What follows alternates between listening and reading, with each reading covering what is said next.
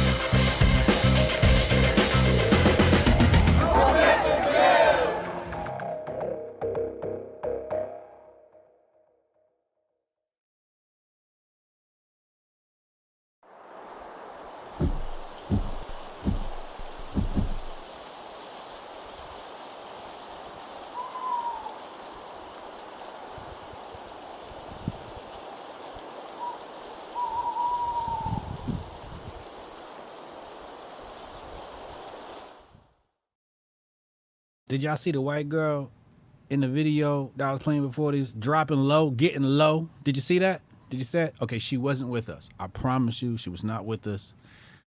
She was at the club. She was getting low. Did you see it? Hold on, I'm gonna play it one more time. Look, look, look, look. Watch this. Hold on.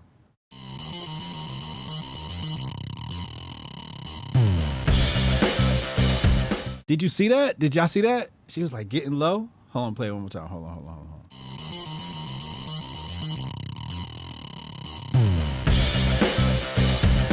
She was not with us. I swear. She was not with us, but she was cool though. She was good people. She was good peoples. She was good peoples. She was good peoples. We had no problems with her. You know what I'm saying? It's all love. Hotep, you're a genius. HotepJesus.com. What up, chat? Eric Santos in the chat. I see my member, Smart Money Chick. She get money. If you need insurance, y'all better holler at Smart Money Chick. Some of you motherfuckers need some insurance. Joe Beard in the chat. Haram Life, what up?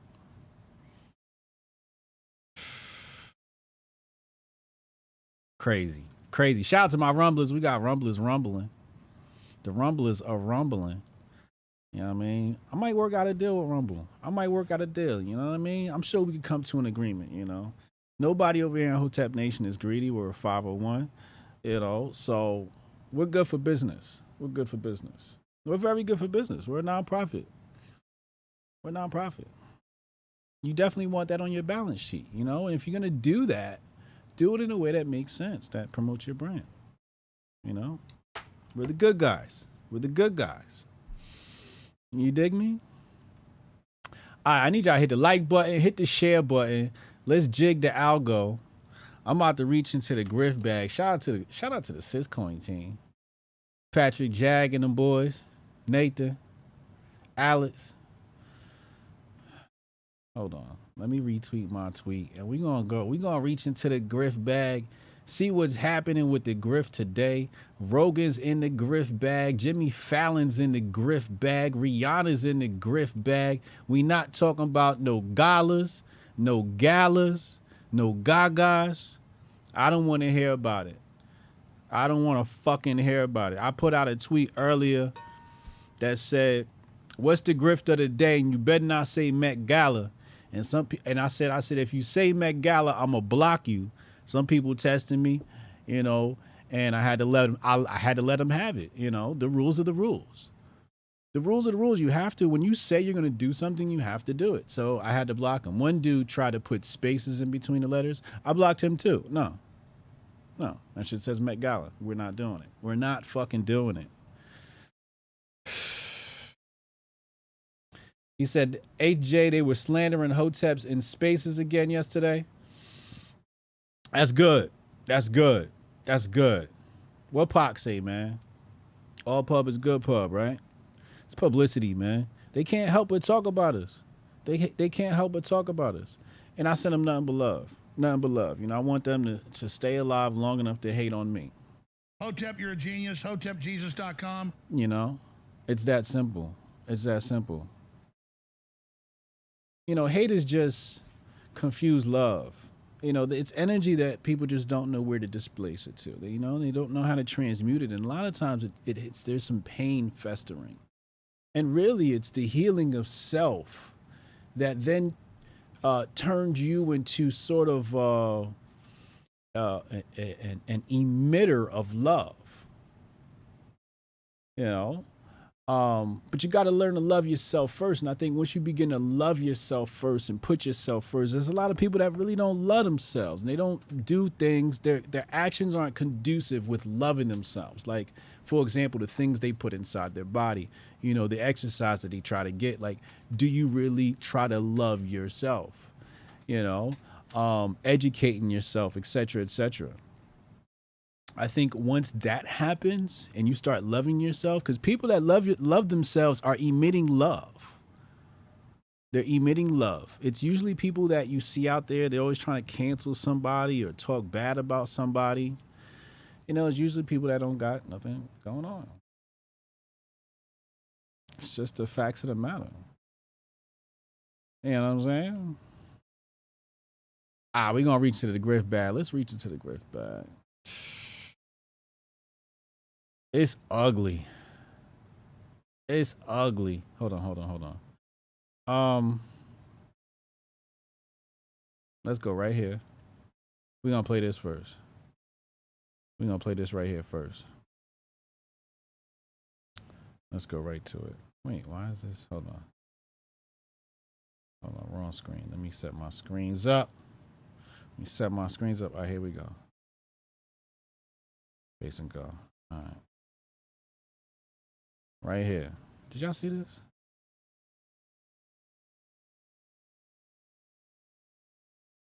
He asked a Trump or Biden. Now keep in mind it's 2023. Just went through a pandemic. Couple of recessions. New one coming.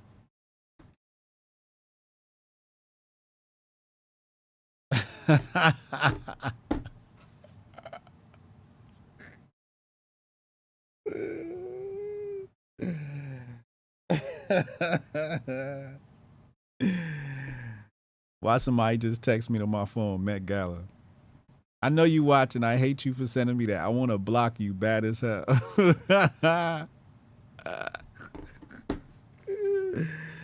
People trolling in real life, yo. That's a whole nother grift. Oh my God. Oh my God. All right, let's go to the tape. I hate y'all so much. Trump or Biden? Neither. I mean, Trump's the worst, but I also hate Biden, so You don't like Trump? Obviously not. Is there a reason why? You heard what she said? Obviously not. Is there a reason why? There's 1,000. I'm gay. I mean, he's the worst. I'm gay. She's telling you. She's telling you the blueprint. Listen again. Biden, so You don't like Trump? Obviously not. Is there Obviously, like everybody's supposed to think that way. You know, this is how these people think. They think because everybody's supposed to think that way, that's the way you're supposed to think, right? Everybody knows you're supposed to hate Trump, like obviously, right? It's kind of right. It's kind of right in a weird way. Is there a reason why? There's 1,000. I'm gay. There's 1,000. First of all, I'm gay.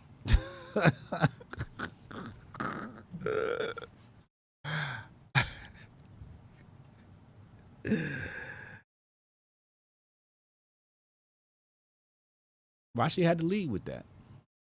Why she lead with that? Why did she lead with I'm gay? Said you don't like Trump. Okay. Why? There's 1,000 reasons why. Yeah. Well, I'm gay. Biden staff. It's Biden staff right here. I mean, he's the worst. I mean, there's 1,000 reasons why. What are some of the, bad things he did? Are you kidding me right now? What happened? Okay, I'm done. I was just curious. What are some of the bad things? Hey, no, fuck that. I'm good. Trump. See, as soon as it comes time to stand 10 toes down and have some, logic behind your bullshit, all of a sudden it's, I don't want to talk because you're one of them. You're one of them. You're one of them. They're taught this stuff in college. They're taught this stuff in crit. Gay crit. Blue crit, red crit. Crit. Right? Critical race theory. That's what they call it. They call it crit. He's gay crit. LGBT crit. Can't stand 10 toes down with any facts. It's ugly out here. It's absolutely ugly out here. But again, I ask you, is she desirable? All right, let me not go there because now I sound like Margaret Sanger. Let's reach back into the grift bag. Let's see what else is in here. This is terrible. This is terrible. People have no brain whatsoever. All right, so trending earlier was a TJ Maxx incident. For obvious reasons, we can't play the video. Not on the tubes. Not on the tubes. Right? So, this is somebody that fell down. And this person done grabbed it. You know how these girls run into places and they grab stuff and they run? They shot.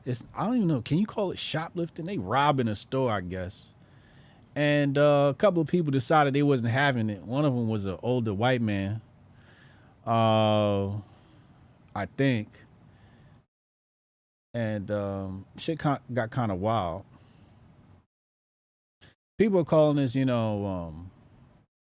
obviously race has come into the conversation. But this person comes back and he says elections have consequences. Yes, they do. Yes, they do. You know what? We have to suspend elections. Hashtag suspend elections. We gotta suspend them. If I became president, I would suspend all elections because this is what you get. You get these videos of a white man beating somebody black up, and then we all react and go, "Oh no, what happened? She robbing a store." Listen, if you rob a store and the citizens try to arrest you, I'm not mad at that. I can't be mad at that. You could say there was racial intentions or not.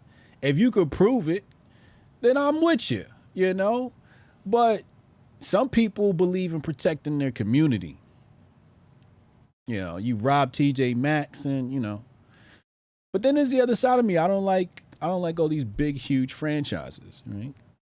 I feel like they destroy communities. They kill jobs. Remember when there was an electronics store in your neighborhood? You just fucking go to Walmart now. You just fucking order it online. Fucking Amazon.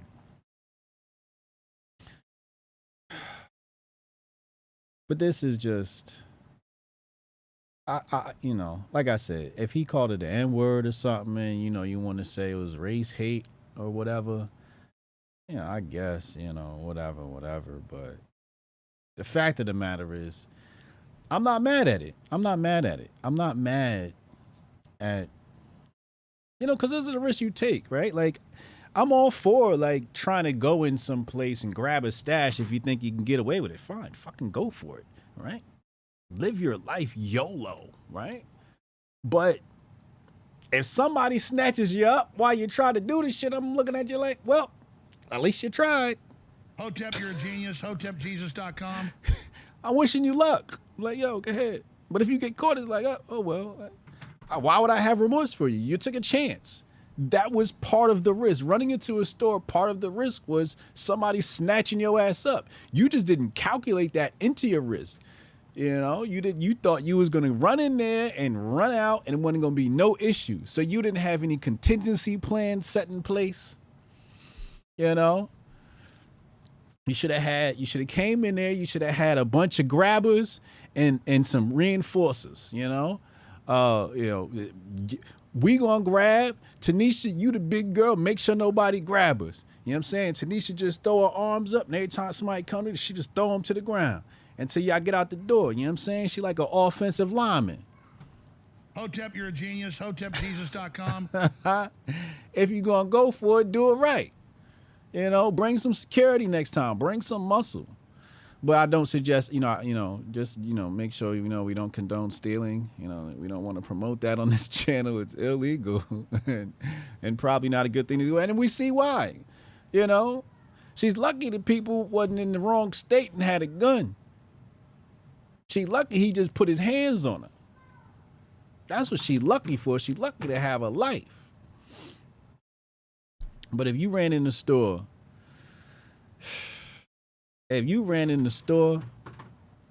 trying to steal, I feel bad, I feel bad for you. Yo, hit them likes. Where we at on the likes? 32, 125 in the Grift building. Get them likes up. Oh, what's Rumble at? Rumble, what up? Papa Hotep over on Rumble. I see you. Jonah Ryan early with the super chat. I appreciate you. We about to reach back in the Grift bag. What else is in here? Grifting season coming soon.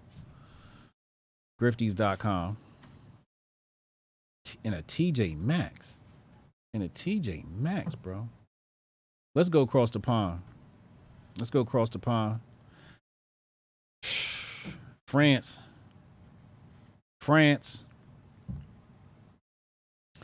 France look like a 420 festival.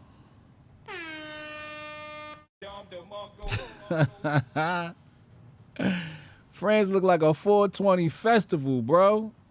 What's going on? It's different overseas. Here come 12.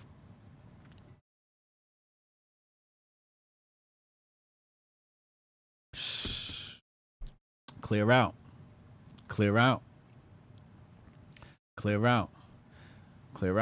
So we got to go with we're going to do this for the day. Let's go to the Velvet Revolution. I posted this earlier. Everybody was talking about so we got the Velvet Revolution right here.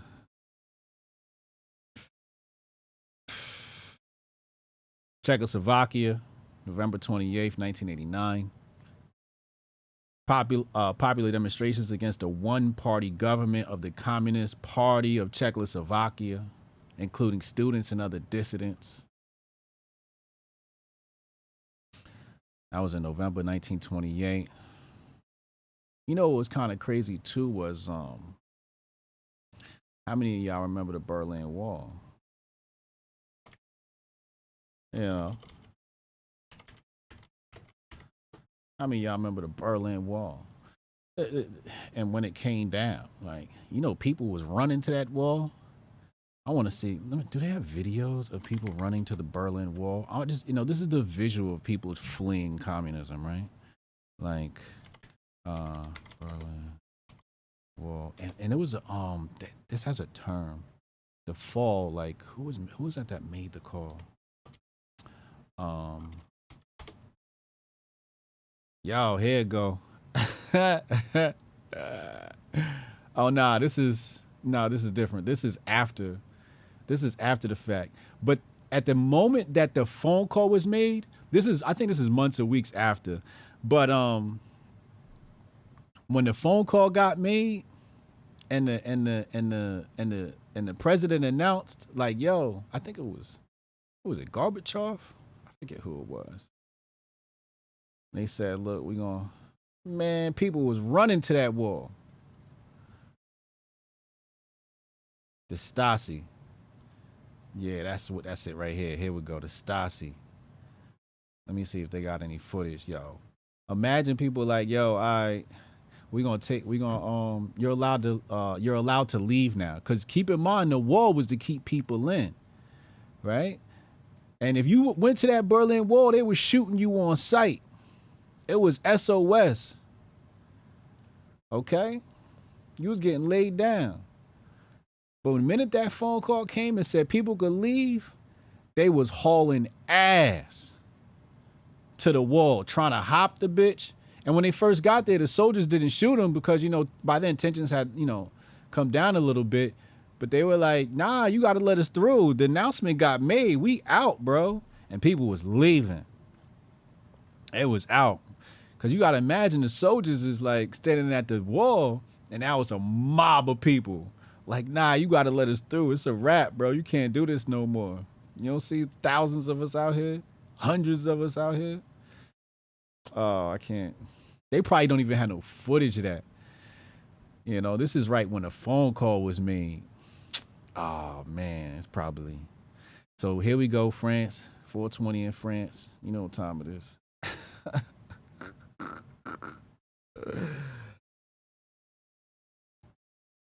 Looks like their government ain't doing what they supposed to do. Sure wish they had a perfect country like America. Hotep, you're a genius. HotepJesus.com.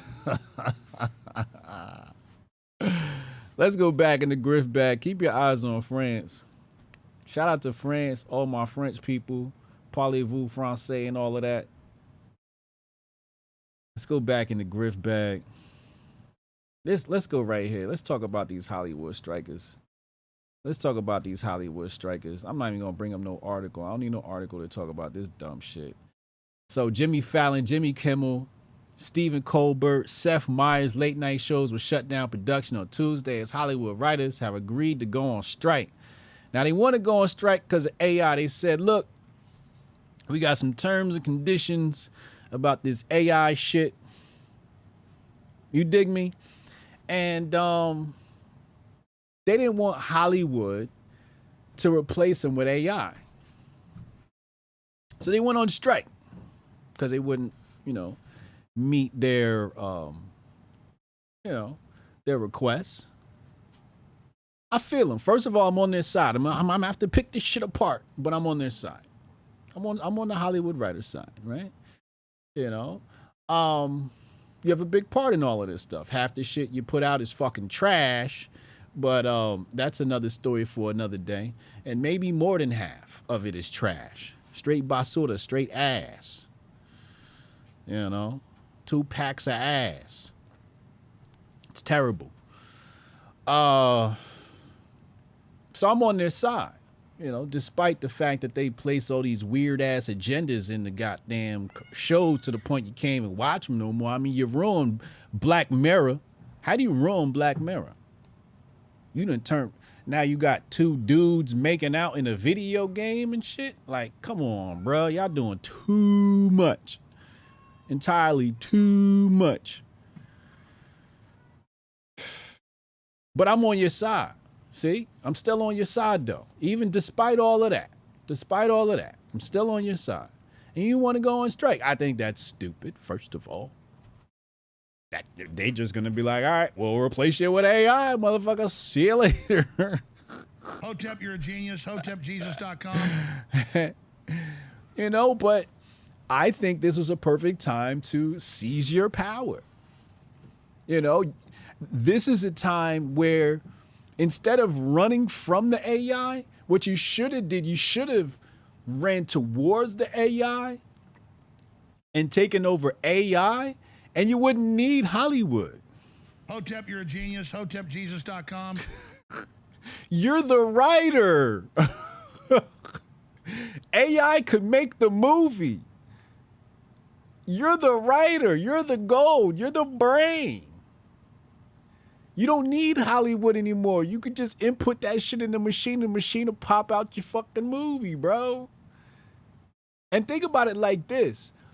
I don't even think people will use it initially for full-fledged movies. They're going to use it for pilots. Like, this is how you'll be able to pitch somebody on your movie. Like, look, watch this. I took my movie, condensed it to 15 minutes or 15 seconds of, you know, AI footage based upon my concept. Boom, boom, boom, boom, boom, boom, boom. Story looks good. That's it. You know, this lowers the bar to entry. AI is like when Pro Tools became affordable. Remember when it cost a whole bunch of money to go and record? Remember when it cost a whole bunch of money to have your TV studio? Look at me now. Hotep, you're a genius. HotepJesus.com. Do you know how much it would have cost to do what I'm doing right now back in the day? AI is just, it's just tech. Stop running from this shit. Use the shit for what it's good for. It's not gonna replace us if you use the bitch. Did the car replace the horse? Okay, yeah. Hotep, you're a genius. HotepJesus.com. But the horse is still here. You know? They said, oh, people are gonna lose all these jobs when computers come. The computers came, and did people lose jobs? Well, yeah. Hotep, you're a genius. HotepJesus.com. But they still here. They're still here. You just reshuffle them around, give them some new training, and throw them in a position. Blue collar about to be sexy again. I'm telling you right now, some of y'all gonna be some railroad workers out here. You wait. Don't worry. AI is going to take a whole bunch of jobs, but it's going to take the people that ain't really using their brain and going to put your ass outside, and you're going to be working on the railroad. You're going to be mining or some shit. Okay? We're going to put your ass to work. Don't worry. And I'm not even demeaning the position, because if I had to do it all over again, I'd be goddamn happy I had a job.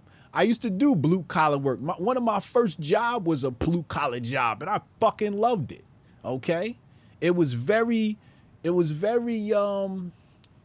contentful. You know, it was. I mean, you're outside, you're getting sun, you know, and you're hanging with the homies, and you're talking shit, and you're cracking jokes, and you know, it's fun. You kicking it with the homies. So I don't even want to demean that job, but some of you act like you too good for this shit. And that's what I'm really trying to get at is, oh, you think you got it cute because you in the office now. Oh, yeah, wait till you banging that hammer on the railroad.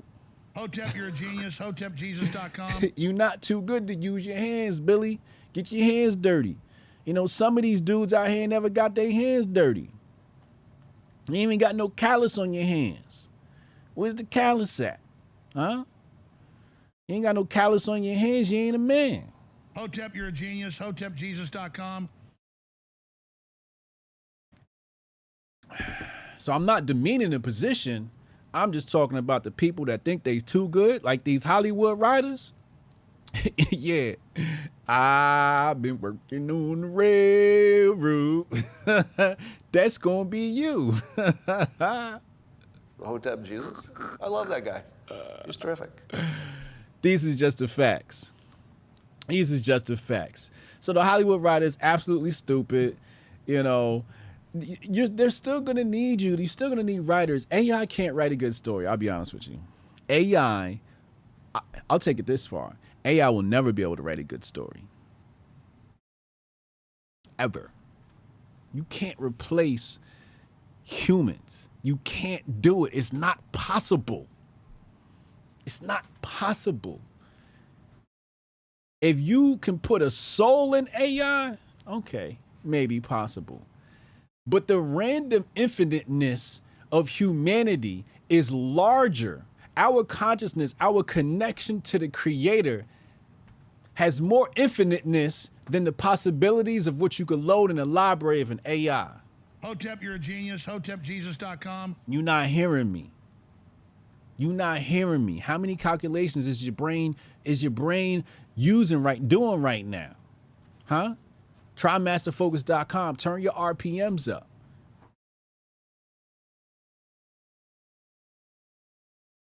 AI does not have the infiniteness of human consciousness. Tweet that. Hotep, you're a genius. HotepJesus.com. AI does not have the infiniteness and never will have the infiniteness of human consciousness. Not possible. You competing with God now. You competing with God now. He said, AI we have access to, yet actual AI is different. All right. Y'all sound like flat earthers to me. That should just sound like to me. I sound like flat earthers. It's like flat earthers, you know. It sound like no coiners too. You know, like people like, yeah, I don't do cryptocurrency. That's just a scam. You know, people like that. They're, you know, no coiners. Yeah. Yeah. That's what it sounds like to me. You know, it's like somebody walking around with a BlackBerry right now. That's all I see. You know, somebody walking around with a BlackBerry trying to tell me, you know, the technology I'm using isn't the best. So what's your BB number? But yeah, you know, these Hollywood writers, they're gonna end up using AI anyway. And we're all gonna find out AI wasn't here's the AI, and that's the thing, y'all worried about the wrong kind of AI. Y'all worried about the wrong fucking kind of AI. I don't think y'all understand the AI that I'm scared of. Do you understand? Do you understand the AI that I'm afraid of? I'm gonna have to pull it up on the screen. I'm gonna show you the AI that see, you keep talking about jobs, right? You keep talking about jobs, right? Okay, watch this. I'm gonna show you the AI that Hotep Jesus is afraid of. Okay, let's put this up on the screen. Hold on. I'm gonna show you. And the shit practically here. It's practically here. Right here, hold on.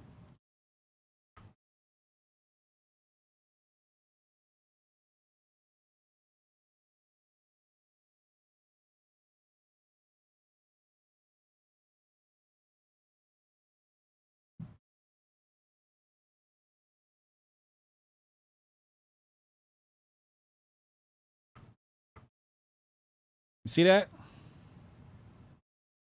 You see that? That's what I'm afraid of.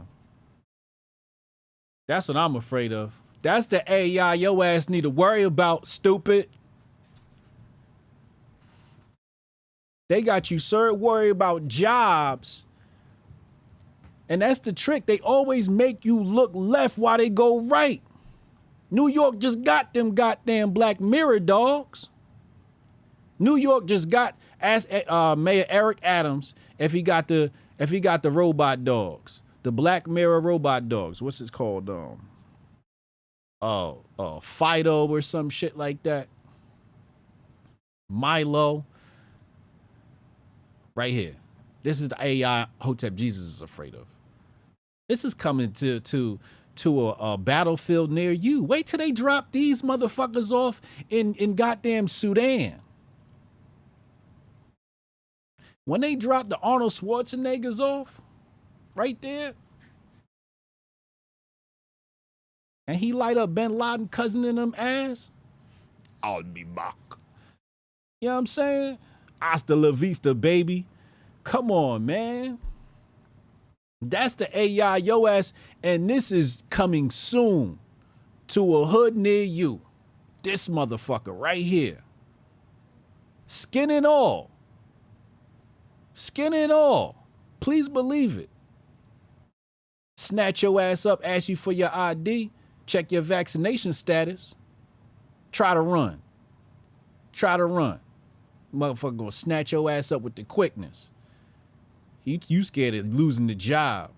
Boy, wait till Arnold snatch you up off the side of the street. Hotep, you're a genius. HotepJesus.com. You better be master focused, man. This is an exclusive master focus share right here.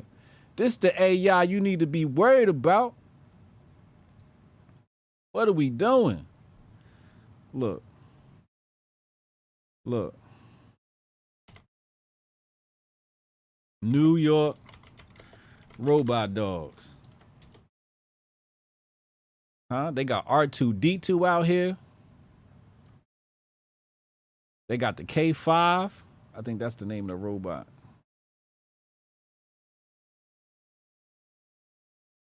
Here they go right here. See him? I see him? Look at that couple right here. Huh? Yeah. Police dog. What that say? Police dog. Now wait till they put Chat GPT up his ass. Pause. Hotep Jesus? I love that guy. He's terrific. Huh? Digidog. 70-pound Digidog. Wait till 70-pound Digidog bite your ass. You gonna be talking about your AI job. You worry about your AI job. You gonna be too busy running from the goddamn Digidog to be worried about some goddamn AI job. Huh? When Digidog roll up in your backyard looking through your window. You're like, what the fuck? We are doing an inspection. Yeah. Yeah. They always gonna make you look left while they go right. So everybody talking about, AI and jobs. Yeah, that's gonna happen. That's gonna happen. But that's not the AI you need to be afraid of. You need to be afraid of Arnold, man.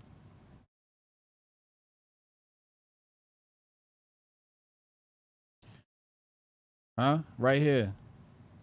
This is what you need to be afraid of. Right there. Am I lying, chat? Chat, am I lying? Am I lying? Come on, son.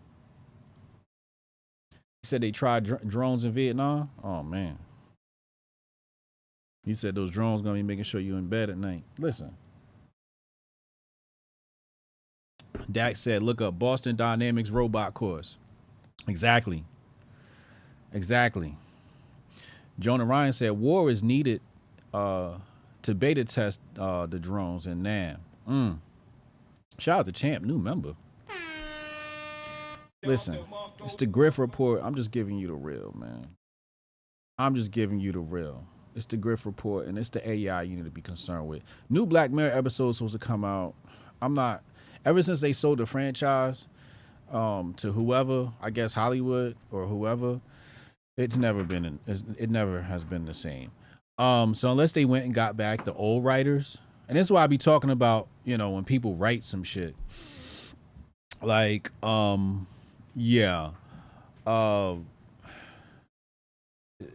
You could really ruin a series with the wrong writers.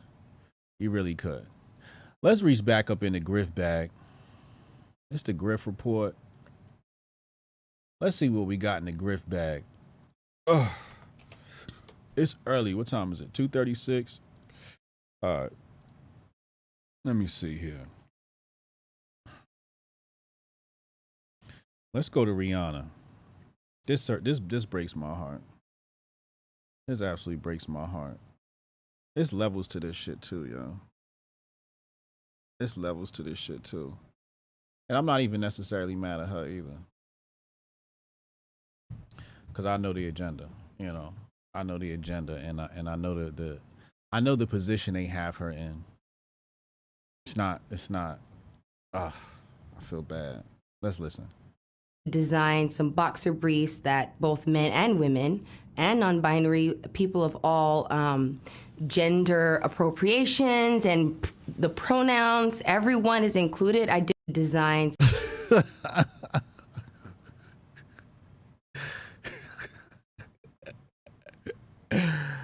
Hold on. What Rhonda say? Hold on. Rhonda Mary said, when people with the sense to know better capitulate to the authority of the mentally ill. Well, yeah, that is, yeah. I mean, am I allowed to say that? If I'm not allowed to say that, I didn't mean it. But if I'm allowed to say that, if I'm allowed to say it, then I mean it. Hotep, you're a genius. HotepJesus.com. Disclaimer.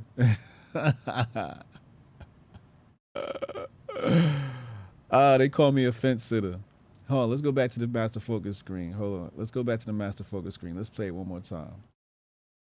Some boxer briefs that both men and women and non-binary people of all gender appropriations and the pronouns, everyone is included. I did.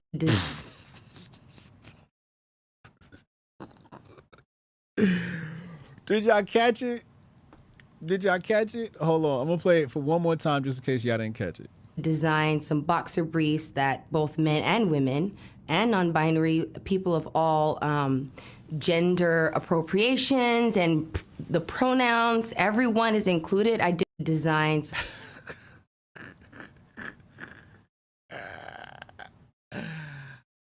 Yo, stay focused, y'all. Stay focused, y'all. Did you notice the body language? Uncomfortable, the hair moving. You could tell like they just caught her up on this 10 minutes ago. You know, anywhere between 10 months and 10 minutes ago, they caught her with this. She's like, she was like, wait, because as soon as she said men and women, watch, everything changes up. Designed some boxer briefs that both men and women and non-binary people of all gender appropriations and the pronouns. And the pronouns. Yo, and the pronouns. She was just trying to make sure she covered all bases. You know what I mean? She ain't losing that Fenty brand. I don't blame her either. I really can't blame her. And that's why I say I feel bad, because it's like, this is the new slaves. At a certain point, you're a slave to your success. It sucks because, one wrong slip up and they take all that shit away from you. They take it all away. They'll ruin you and shit. Being on fucking exposed shit. They had, bugged your bedroom and shit and all types of shit coming out. They just come out and just flip on you. So I can't really blame her. She just had a baby too. I think, is this her first baby, a second baby? I know she with ASAP. They out here making babies. Fenty.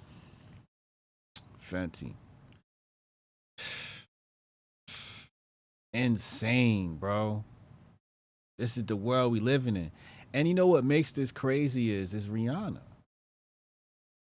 She's an icon. She's an icon in the culture. So if the icon in the culture has to capitulate, everyone else will assimilate. The culture gonna follow. But that's how quick, some of us lived through this psyop in adult years, and it's just like, that's how quick a psyop could happen. From Ferguson to now, right? Take Ferguson to now, and just that fast, look what we got. Off the backs of black men. Hotep, you're a genius. HotepJesus.com. Off my back, off my skin, off my gender, off my pronouns.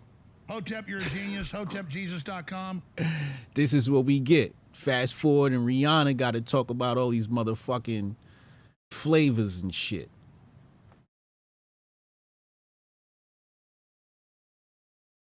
All because motherfuckers want to scream Black Lives Matter. Black Lives Matter. Black Lives Matter. Yeah. Look what you done gave us, motherfuckers. Hotep's been told you. Now, this shit always pisses me off. This is why I end up ranting and shit, because this is one of my just like, it's like the pet peeve with me. Like, when we told motherfuckers not to support that shit, and motherfuckers spat in your face. When you told motherfuckers you wasn't supporting Hillary and they spat in your face. When you told motherfuckers you wasn't supporting Biden and they spat in your face. Look at us now, motherfucker.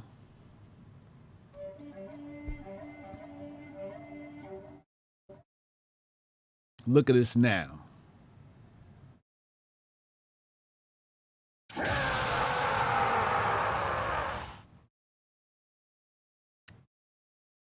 This shit, I'm gonna play it again for you, motherfuckers, in case you missed it. Designed some boxer briefs that both men and women and non-binary people of all gender appropriations and the pronouns, everyone is included. Everyone is included. I don't want no problems. Did you hear her? Everyone is included. She said, all gender appropriations and the pronouns, and everyone's included. She don't want no problems with the mob, yo. No problems with the mob. It's classic Bolshevism, man. This is Bolshevik tactics, man. Intimidation. Intimidation is a key Bolshevik tactic, bro. It's ugly out here. And this is what we got. And look who got to bear the burden. The Black Queen. You see how they get us? You see how they get us? The Black Queen. They go straight for the black woman. They go straight for the black woman. You know, and some people will be hypercritical and say, oh, Rihanna shouldn't have did it. She an Illuminati. She sold out. No, she worked hard to get something and she ain't about to let some niggas tear it down over some words. That's the real truth of the matter. And I don't fucking blame her. If I ever get to be motherfucking Rihanna's level of success, I'll be like, yeah, you know, pronouns, yeah, genders, yeah, you know, everyone's included. I'd do the same shit, you know, like, whatever the fuck, right? Like, it's the cost of success. It's the fucking cost of success until you feel like you got FU money, you know what? And everybody has a different number. Everybody has a different number on the FU money, and you never know what that limit is, right? Rihanna fuck around and flip out 10 years from now. You know what I mean? Because she finally hit her number. Everybody has a number. Look at Tucker. Tucker, right? Like, he left Fox and he started talking crazy. You know what I'm saying? You know, so everybody does things on their own time. They do things in their own time, and I'd never tell anybody else how to live their life. I think it's just something you have to see and you have to understand. When you see the Black Queen up there having to capitulate to the agenda, you know, look at the clock. Time's up.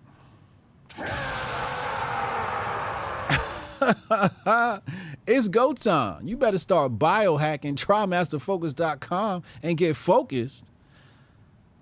Huh? Better get focused. Time's up. You see it? That's the Black Queen telling you what time it is. They eliminating agendas, man. You better listen. 2024 is grifting season.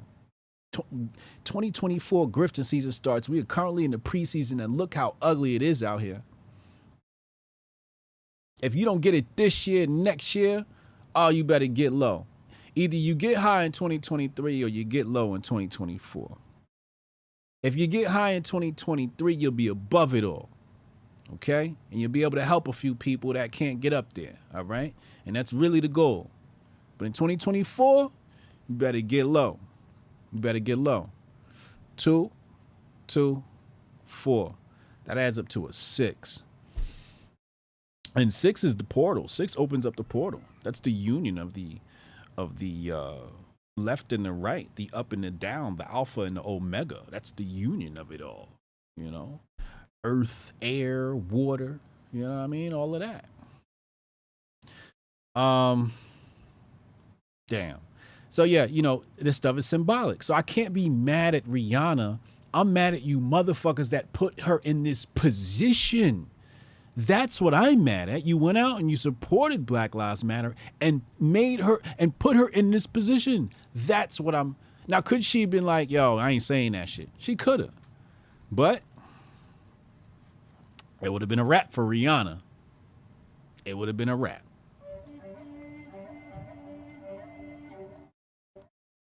They'd have locked ASAP Rocky up for some shit we ain't even know about.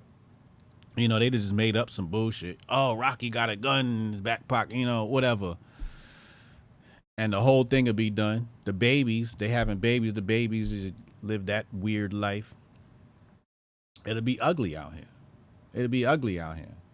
So I'm mad at you people who fucking proliferated and supported and purported and promoted the Black Lives Matter organization. I'm upset at you. You did this to Rihanna. You did this to her. You did this to her. And if I ever get put in this position, y'all better not try to cancel me, because Hotep's been told you.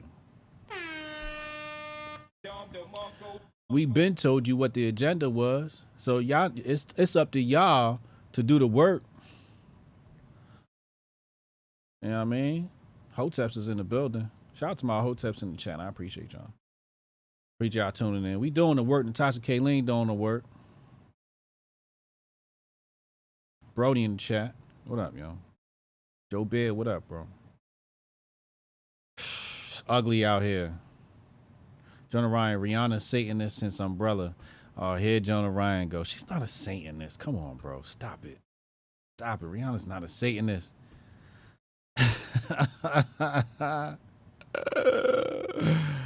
She's a black queen. All right, let's go back.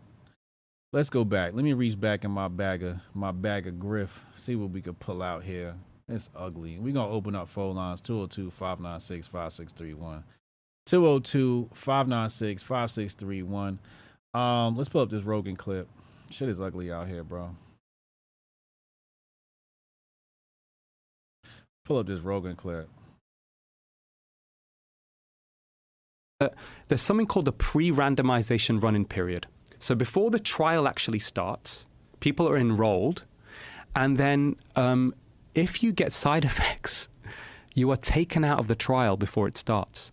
So what happens is, So what happens is the end result of those trials is therefore biased towards people who didn't get side effects, and then they're so there's a big underreporting issue now. And they have no responsibility to report the people that were removed that also got side effects. Well, so what they do is very interesting. They get around it. It's slightly sneaky. They in one of these trials called the Heart Protection Study, 36,000 people were removed from the trial before it began, one of the largest statin trials.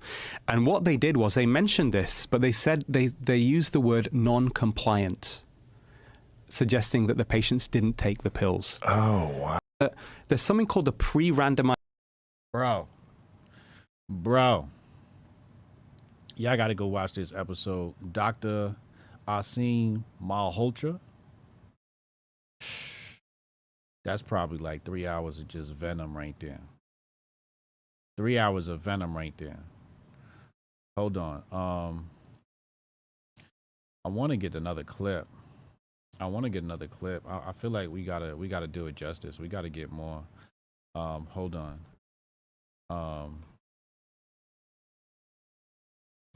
He's got a couple of clips out there floating.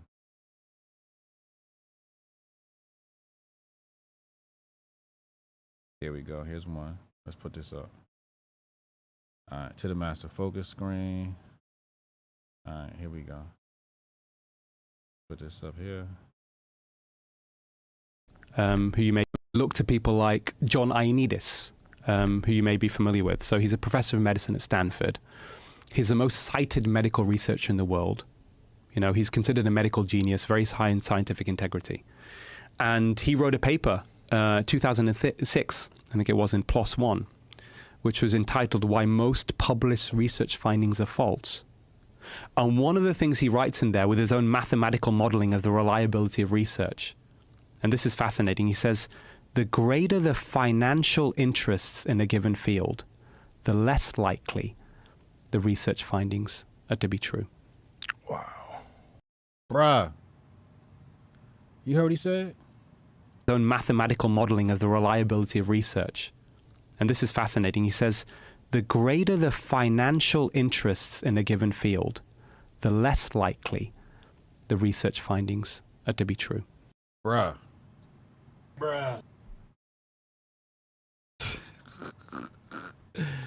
Hold on, man. He got some bars in here, bro. Hold on.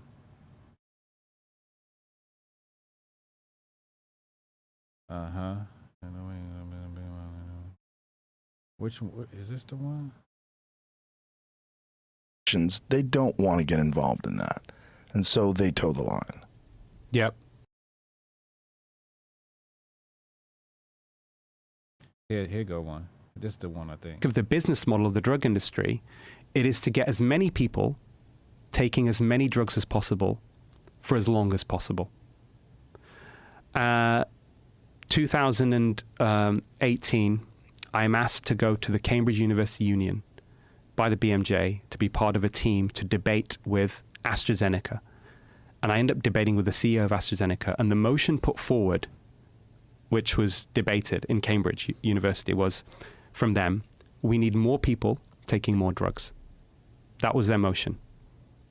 And it was just, yeah. So that's their business model, Joe. People need to understand what we're up against here. But that isn't the solution to good health. In fact, over-medicated population now is it's a public health crisis. Even pre-pandemic, one estimate from Peter Gosha, who's a co-founder of the very prestigious independent Cochrane collaboration, in the BMJ, suggests that the third most common cause of death now globally, after heart disease and cancer, is prescribed medications. What your doctor prescribes for you, mainly because of avoidable side effects. And these are avoidable because the decision-making and the prescription often doesn't involve informed consent. And when you tell people the full benefits and harms in absolute terms of drugs, mostly they're more conservative. They're less likely to take the pills.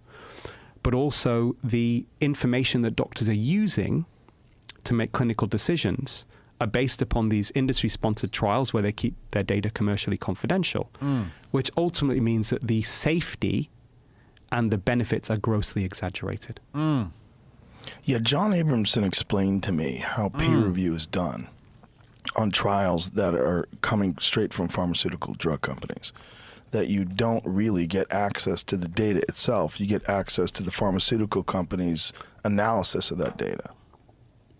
Yes, that's absolutely true. So that sounds insane. It is completely insane. Hold up. That's the next clip I want. It's the one right after Joe says that. Ah, why they cut it there?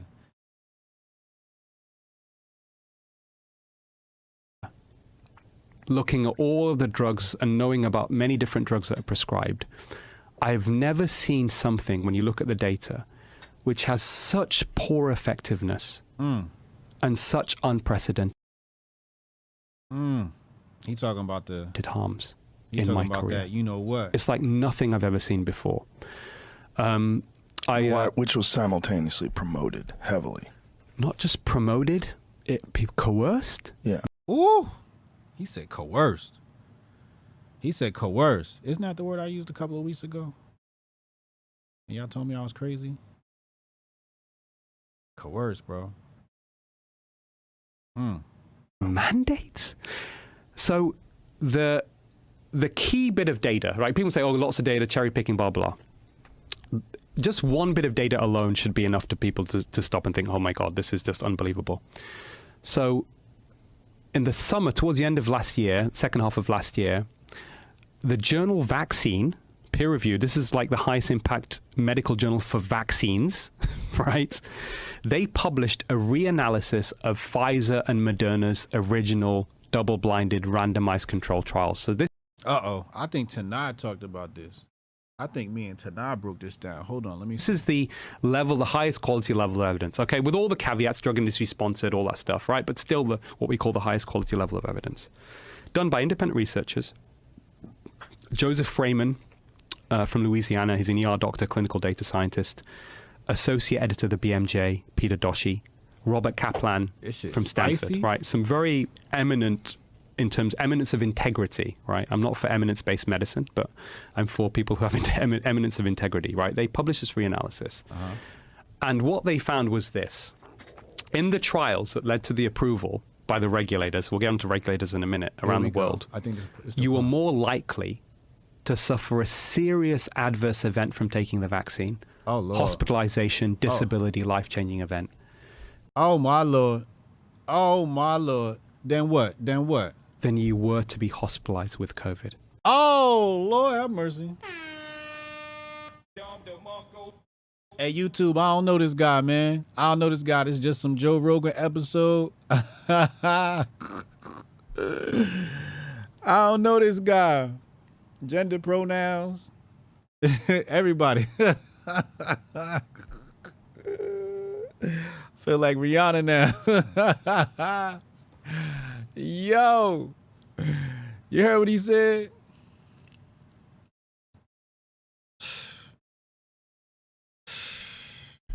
Hotep's been told you. I didn't need to see a study. a clinical trial, a pill, and a nurse. I didn't need to see none of that to know I wasn't going anywhere near this shit. You know, from the time they say, yo, hey, you know, you gotta go to the doctor for what? He gotta give you an injection. All right, what are you putting in me? Oh, you know, some shit. Some shit. What is it? I don't even know what it is. Oh, word? Will something go wrong with me? Is he liable? No. Okay, nah, I'm good. I'm good. I can't even get a check out this shit. Nah, I'm good. Now, see, it'd be different if they had some liability and something happened and I could walk home, you know what I mean? I got the cerebral palsy and shit, but, you know, I got $20 million. You know what I'm saying? All right, maybe we could work that out. Hotep, you're a genius. HotepJesus.com. But they ain't even got no liability. This is ugly. So what that means is it's highly likely this vaccine, mRNA vaccine, should never have been approved for a single human in the first place. And that rate of serious... Oh, my God. Damn, Joe. Who is this dude? Part of the internet you found him at, man. Golly. YouTube, I don't know. I'm just playing the video. Fair use. Fair use. Isn't that what all the YouTubers say? Fair use. Serious adverse events, Joe, is 1 in 800. And it's at least 1 in 800 because that just covers the first 2 months of the trial. Oh, man. 1 in 800. That's not good at all. It, in general, what happens is drug companies design trials where they choose people who are less likely to get side effects. So they're generally healthy. What? And then because it's the first 2 months and I found a mechanism of harm with accelerated heart disease, like my dad died 6 months after the first 2 months of the trial in a minute around the world, you were more likely to event from taking the vaccine you were to be hospitalized with COVID. It's highly likely this vaccine, mRNA, is 1 in 800. And it's at least 1 in 800 because that just covers the first 2 months of the trial. It, in general, what happens is drug companies design trials where they choose people who are less likely to get side effects. Oh, man. Oh, man. You ain't stand a chance. You ain't stand a chance. They knew you was high risk and they didn't even put you in the trial. They said it was for everybody. It's not for everybody. Tell us who it's for and give it to them. Don't give it to me. So they're generally healthier, right? And I still don't know this guy, though. YouTube, I don't know him. I'm on your side, man.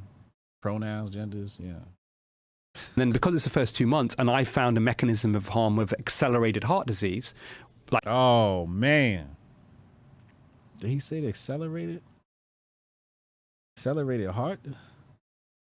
Like my dad died 6 months after 2 doses of the vaccine. Oh, my God. They done killed this nigga dad. They done killed this man's dad.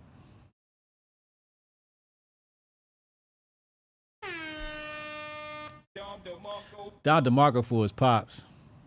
Don DeMarco for his pops. Damn. Like my dad died 6 months after 2 doses of the vaccine. And we have all... Damn, he got the double burger. Autopsy studies now showing that's what's that can happen several months after. Yeah, it beggars belief, and that, you know, I publish this information, and then there's been an evolution. So the question now, I think people, what we want to do, like we talk about statins, right? Same sort of thing, same sort of concept. What is your individual benefit in absolute terms? So there's a table actually. Yeah, I gotta go listen to the episode. I gotta go listen to the episode. I don't want to play the whole thing. I gave y'all enough. You know what I'm saying? Respect Joe's channel. Y'all gotta go check that shit out. That shit is classic, bro. I'm definitely gonna give that a couple of listens. I'm gonna give that. That's one. I love when he brings scientists on there. When he bring doctors and scientists and shit, and they ain't really know they shit. I love that. Dave Smith was on there recently. Michael Malice. Those interviews are really dope. I would check those out. Michael Malice really knows his shit. Dave Smith really knows his shit. You know, real good episodes. Very Hotep episodes. All right, let's go back into the Grift bag. So yeah, I got to check that episode out. All right, let's go here. Look at this shit. Look at this. What? Justin, regional bank stocks are plunging, with multiple stocks down 20% in a matter of minutes. PacWest Bancorp down 29%. Stock halted. Western Alliance Bank down 25. Stock halted. Metropolitan Bank down 24. Stock halted. Update. PacWest down 35. Halted 5 times. The entire regional banking sector ETF $KRE is at a fresh low and down 7%. Where are the regulators when we need them? This screams Kobayashi letter.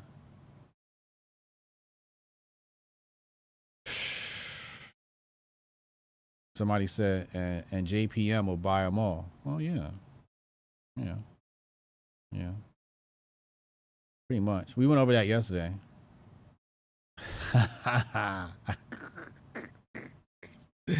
Yeah, basically, a whole lot of money printing is going on. FDIC gonna get a bag, and then we'll have to back up FDIC, and then, well, the Federal Reserve will have to back us up.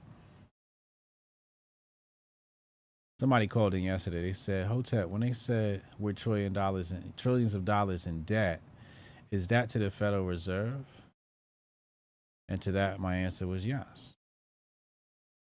The answer is yes. You know, even if it's a debt to a foreign, oh my God, I'm playing fight videos by accident. Even when it's a foreign debt,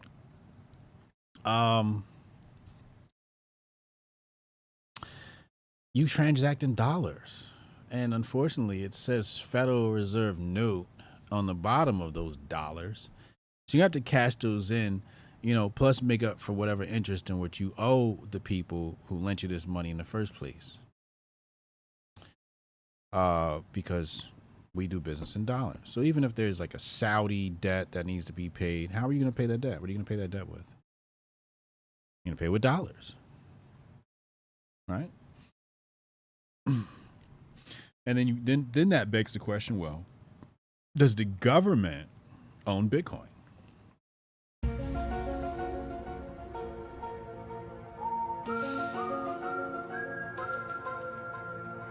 That's the next question. Bank stocks halted. Let's see if any other ones. Let's see here. Give me all right, let's go here.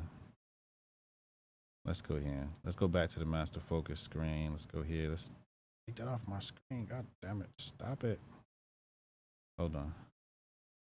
I got too much going on. All right, let's go here.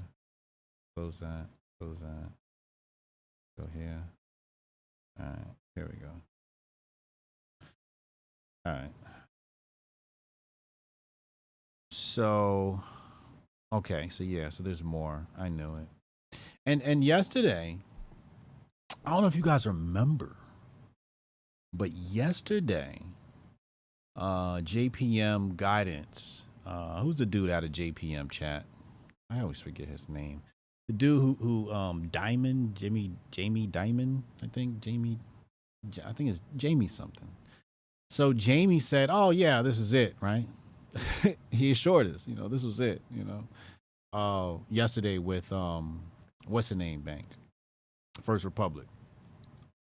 And I told you yesterday, I'm like, that ain't it. We got plenty more to go. And just the next day, I mean, I don't expect things to happen this quickly. And just the next day, if you go listen to yesterday's video, it's exactly what I told you. It's like, no, there's going to be more here. I even want to take time and show you his statement. Watch this. I'm going to show you his statement yesterday. The Jamie Dimon. Hold on. I just got to go to my history. All right, show me my history. And I'll just go to yesterday. And it'll pop right up.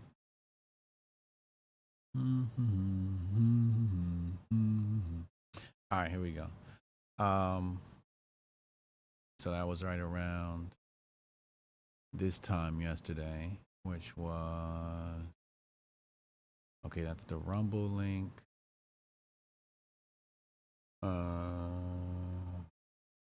Jekyll Island. All right, it was before that, I think. Hold on. Here we go. Found it. All right, let's put that on your screen. All right, here we go. See, when you're in the master focus, you could just flow like this. You know what I mean? You could just flow like this. You could do anything. Your brain just operates at optimal capacity. All right, so I have some highlights here. Here, right here. The mega bank said, why didn't I highlight this? Right here. Boom. I'm gonna show you right here. The mega bank said it bid to help stabilize the financial system. This part of the crisis is over, JP Morgan chief executive Jamie Dimon said Monday. Everyone should just take a deep breath. Wall Street Journal. This was published May 1st, yesterday. Y'all see it right there. I'm not making this stuff up. JPM right there. Jamie Dimon and them. It's Jamie Dimon. I mean, I would definitely hire somebody named Jamie Dimon. You know, the word diamond just sounds like money. You know, the gem, right? The crystal. So that's what he said. This part of the crisis is over. Now let's go back. And what does it say now?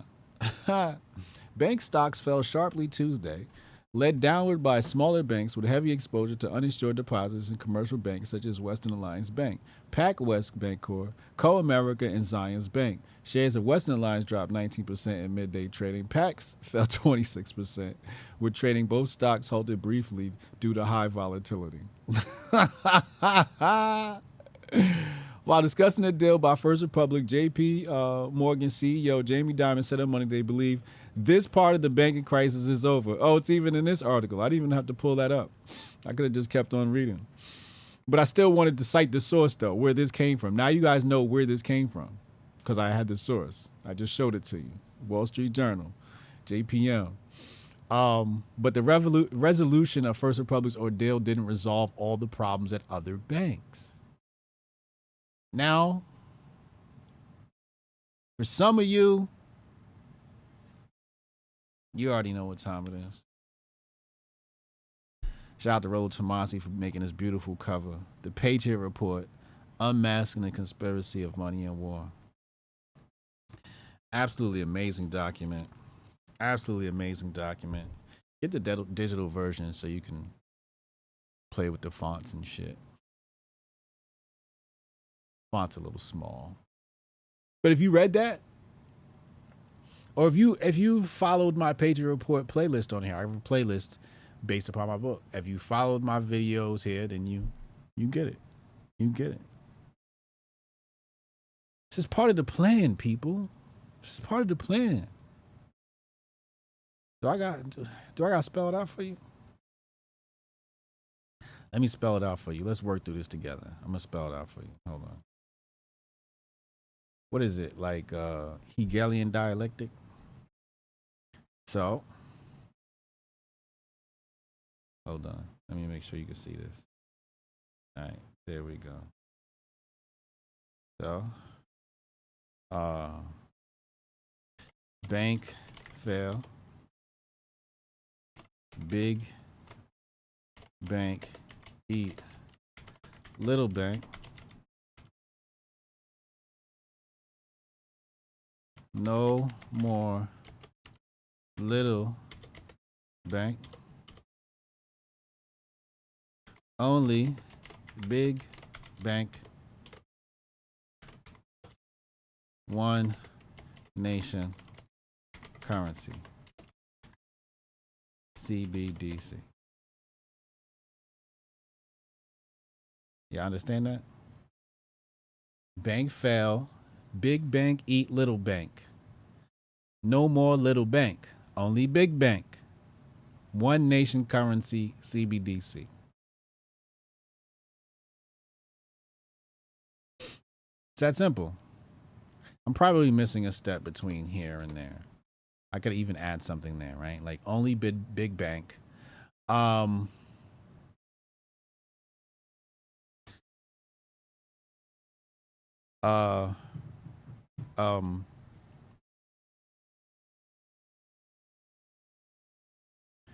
Must eliminate all competition. Only competition left is currency. Must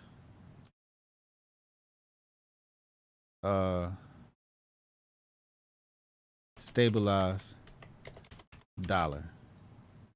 One nation currency, CBDC. That's really the whole game plan right there. Right? So the CBDC is bad for you, but it's good for the dollar, right? Like they've fucked the system up so bad that they now have to just completely create new rules. And that's what they're gonna do. This pretty much creates new rules. So but that's the gist of it all, right? Bank fails, big bank, or I should put little bank. Little bank fails. But why does the little bank fail? Let's talk about why the little bank is failing. Well, watch this. Little bank do good business. Big bank do bad business. Okay? Little bank become medium bank. Big bank no like that. Big bank asked his Uncle Sam for favor.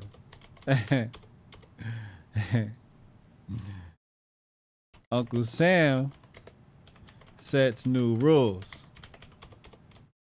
Big bank like new rules. You got to lay this out for like, you know, a toddler. So everybody know how this thing goes. Big bank like new rules. Okay. Fed make new rules. Big bank like Fed.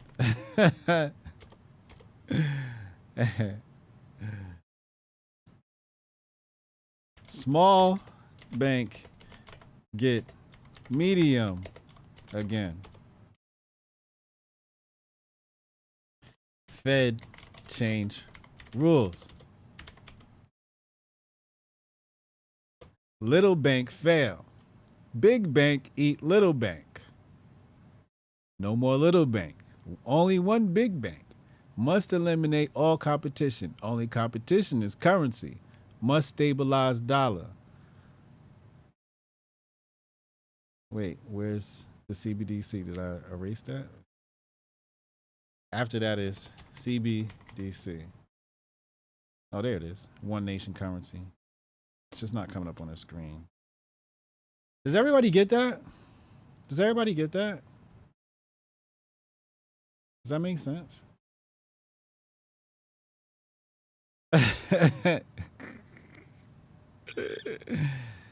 I'll run through it one more time. So little bank do good business, right? And basically when you say good business, we're talking about interest rates. Okay? We're talking about interest rates here. And basically what happens is, when I say do good business, meaning they actually have your money. Big bank don't have your money. Big bank want to make big money, so big bank lend out all money. Big bank don't have no money. They broke, okay? Little bank, they don't have, you know, Uncle Sam's insurance. They don't have, you know, the ace in the hole. So they have to be more conservative with their reserves, okay? So because they're more conservative, they can give a better deal, better interest rates on keeping your money with us. We can actually give you, you know, because we do better business. So because the big bank doesn't do good business, the little bank becomes a medium bank, and the big bank starts to notice, and the big bank doesn't like that. So the big banks, look, you guys are just doing business all wrong, right? See, what we're supposed to do is supposed to level the playing field, and everybody can just make up number and print or go burr. And basically at that point, you would need somebody to be the arbiter of that, right? Which enters the Fed. And the Fed is going to be the one that says, okay, this is the cost of money. Interest rates equals cost of money, right? So this is the cost of money, right? So when little bank makes a bet based upon the price of money, and then all of a sudden the Fed changes the price of money to be more expensive, aka raise interest rates, all of a sudden the little bank goes from unrealized gains to unrealized losses. Then big bank goes, thank you, and well, there you have it. Here, that's when you have this. That's how you explain that. Okay? If you want the skinny, I just gave you my book. That's my book. Like, if you want to learn about that, that's my book right there. That's what my book tells you. Patriot Report. HotepJesus.com. Hotep, you're a genius. HotepJesus.com. So let's see what else it says in this article. I hadn't read this whole thing. Now I'm like, I have some curiosity now. So it says here, when Western Alliance reported its results last week, the bank noted that it are still selling off some of its commercial and industrial loans. Okay, so it's offloading some assets. All right. In order to restore the health of this balance sheet. Yeah. So they started taking losses. They're trying to cut losses on those loans. Yeah. Because see, the bank is, every time the bank puts out a loan, they're taking a bet. Right? When you come and you say, hey, I need to borrow some money, they're betting that you're going to get a money back. That's their bet. So there's some risk involved in banking, right? And PAC was reported a loss in the first quarter. So, for example, if you lend out your money, right? Fed come, they give you money. And you lend your money out at a certain interest rate. But then the price of money changes. And it's no longer in your favor based upon the previous decisions you made, even though the previous decisions you made were, sound. But if they price you out, it's like looking at your stock portfolio when Trump was president and then looking at it when Biden was president, became president. That's the most simplest way I can explain that. That's what happened to these little banks. Feds changed interest rates and they just woke up one morning like, damn, who made fucking Biden president? Hotep, you're a genius. HotepJesus.com. All right, so I still have a lot more studying to do in this area, but man, this stuff is absolutely miraculous how it operates. Anyway, so it started selling off some of those assets, became losses. Mac reported a loss in the first quarter because it had to write down some of the loans it planned to sell to clean up its own balance sheet. Lingering feels about commercial real estate loans, which have been a sore spot in the pandemic. Yeah. That's that commercial real estate. People wasn't allowed to go outside. All of a sudden, those bets you made on commercial real estate loans ain't working out too good. Companies need less office space. Everybody's working remotely. That's a big change now. Everybody's downsizing their office. It's tied up in construction and commercial real estate loans. While banks totally benefit. I want to see what else is out here on the internet about this story. I want to see more. All right, let's type in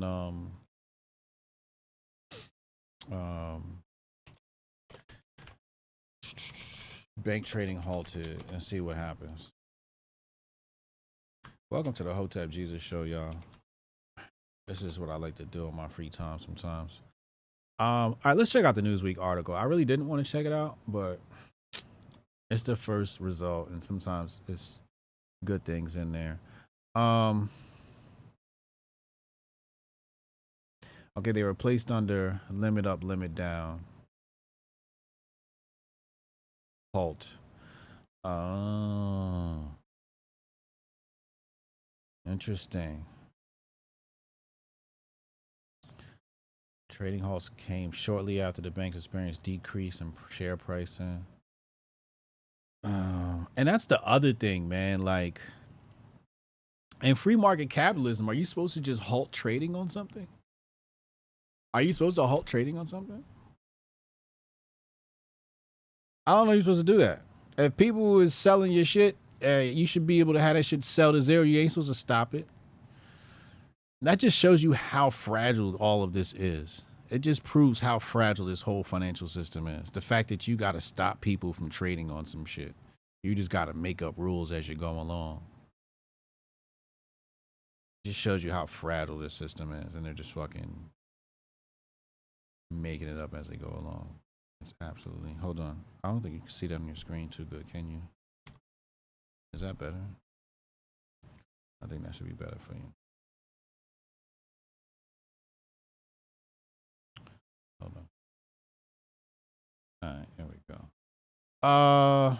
Trading halts are typically applied ahead of a news announcement to correct an order imbalance or as a result of a large and abrupt change in the share price. An order imbalance. See, they'll just make up names of stuff. They just create terms like, yeah, call it an order imbalance. I mean, motherfuckers wanting their money back? According to Investopedia. They just make up words. I'm telling you, Wall Street just make up a whole, whatever they do just to cover up, you know, keep the illusion, basically. Keep the illusion going. This is nasty. This is nasty work. Silicon Bank earlier this year. First Republic collapse. Yeah, we talked about that yesterday. Janet Yellen previously said the current banking crisis is different from 2008. It is. It is. It is. And that's the thing. Like, she'll say a statement like that. And it's just like, duh. It's just vastly different from 2008. The types of loans on the books aren't even the same. We're talking about people who made safe bets based upon the recommendations of 2008. Hotep, you're a genius. HotepJesus.com. These are the rules you set. You said, yo, get these long-term bonds. That's what you said. Get these long-term bonds with high interest rates. Meanwhile, them bonds depreciated. You ain't got the money for them. When you should have went short bonds. But y'all said the short bonds was too risky. But they could have got the cash out of the short bonds quicker. This is U.S. Treasury bonds we talking about here. Then you got some of these people that went into commercial real estate. You know, they didn't even do residential. They went commercial. Then y'all hit them with the pandemic. And it's like, yo, bro, what you want me to do? Shut down all the stores. You shut down commercial real estate. You shifted it. You completely changed it. So, you know, yes, it's different. It's different because they did the things you said they were supposed to do following the 2008 housing crisis. So, of course, it's different. You know, she wants to, you know, I guess minimize its catastrophe. And that's part of her job. She, you know, technically she can't come out and be like, yo, look, shit's fucked up. She can't do that. Like, if that was your job, you know, you get fired for saying some shit like that. You're not supposed to say it. Don't tell them. Don't tell them it's a fucking fire in the goddamn office. Tell them everything's okay. Right? Like, that's your job. So that's the other thing. Like, when people are mad at Jenny, like, oh, she's a liar. She's a liar. Being a liar is her job. It's in her job description. Like, what part of the planet are you on? Like, you know, like, do you understand this world that we live in? And I understand sometimes people want to call it on social media. I'm here for it. Sometimes it's funny, but keep it lighthearted. Keep it lighthearted. Make it fun. You know, you don't want to be malicious. But, you know, part of her job is trying to keep the public, you know, safe. The good thing is, though, depositors have gotten their money back. That's the good thing. Depositors get their money back. Some speculators got washed out. Some speculators got washed out in the laundry. You know, people taking bets on these. JP Morgan's still here though. JPM is safe. You know what's funny is I had a bet with somebody. This is Federico in my chess club. It's Trimaster Focus on YouTube. We do Monday and Wednesday we do our chess lessons. And Federico, you know, he's like accountant guy, and he doesn't do Bitcoin. And I'm like, you better buy some Bitcoin. And I think we placed a bet on some match or something like that, and somebody lost the match, and I lost the bet. So the bet was he'd have to buy Bitcoin if I won, or I have to buy a stock of his choice. And his choice was JPM. And I told him, I'm like, well, at least you didn't give me a bad stock. Like, that's good money. Like, your money's safe with JPM. You know? So I was like, I couldn't be too upset, but I'm like, this is just way too conservative for my portfolio. And then we were in chess class a couple of weeks ago, and he's like, bro, I should have bought some Bitcoin when you said it. I'm like, yo, I try to tell you, bro. Hotep's been told you. Where we at with it, man? Where we at with it? So, you know, crypto is the new 1%. And that, you know, that's another thing, right? That we got to understand about technology is, like, there's certain people that leapfrog through these moments in humanity, like cryptocurrency, AI, Web3, like people who leap through these things. And it's people who adopt, right? People who adopt, AKA adapt. And these people tend to do well. When people placed high bets on the tech bubble of 2000, a lot of people cashed out big time. You know, when it was a great money in the mortgage business and Wall Street, you know, all through the 90s, the late 90s, the 2000s, leading up to the mortgage crisis. You know, all of that good money. You know, it's a cycle. You know, it's a cycle, and now is one of those. You know when they talk about transfer of wealth, like that's really the transfer of wealth. Are you adapting to the way of life of your civilization?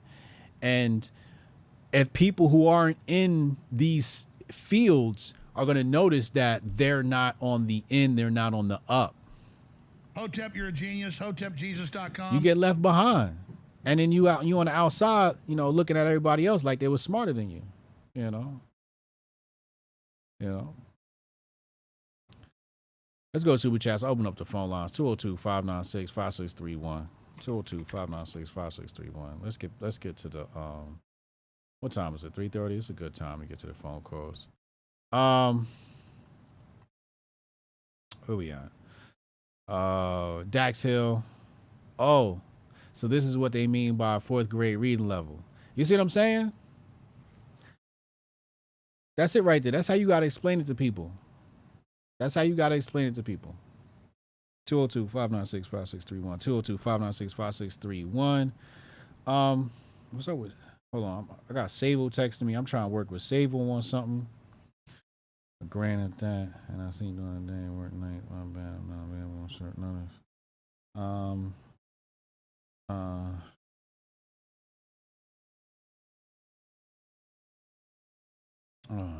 right. I'm about to make a power move in a second. Please excuse me. I'm about to make a power move. We got a couple of power moves coming. We got Hotep Con BTS footage coming soon. I'm working with Taylor on that right after this stream. Call from Jonah. Jonah on the line. What up, bro?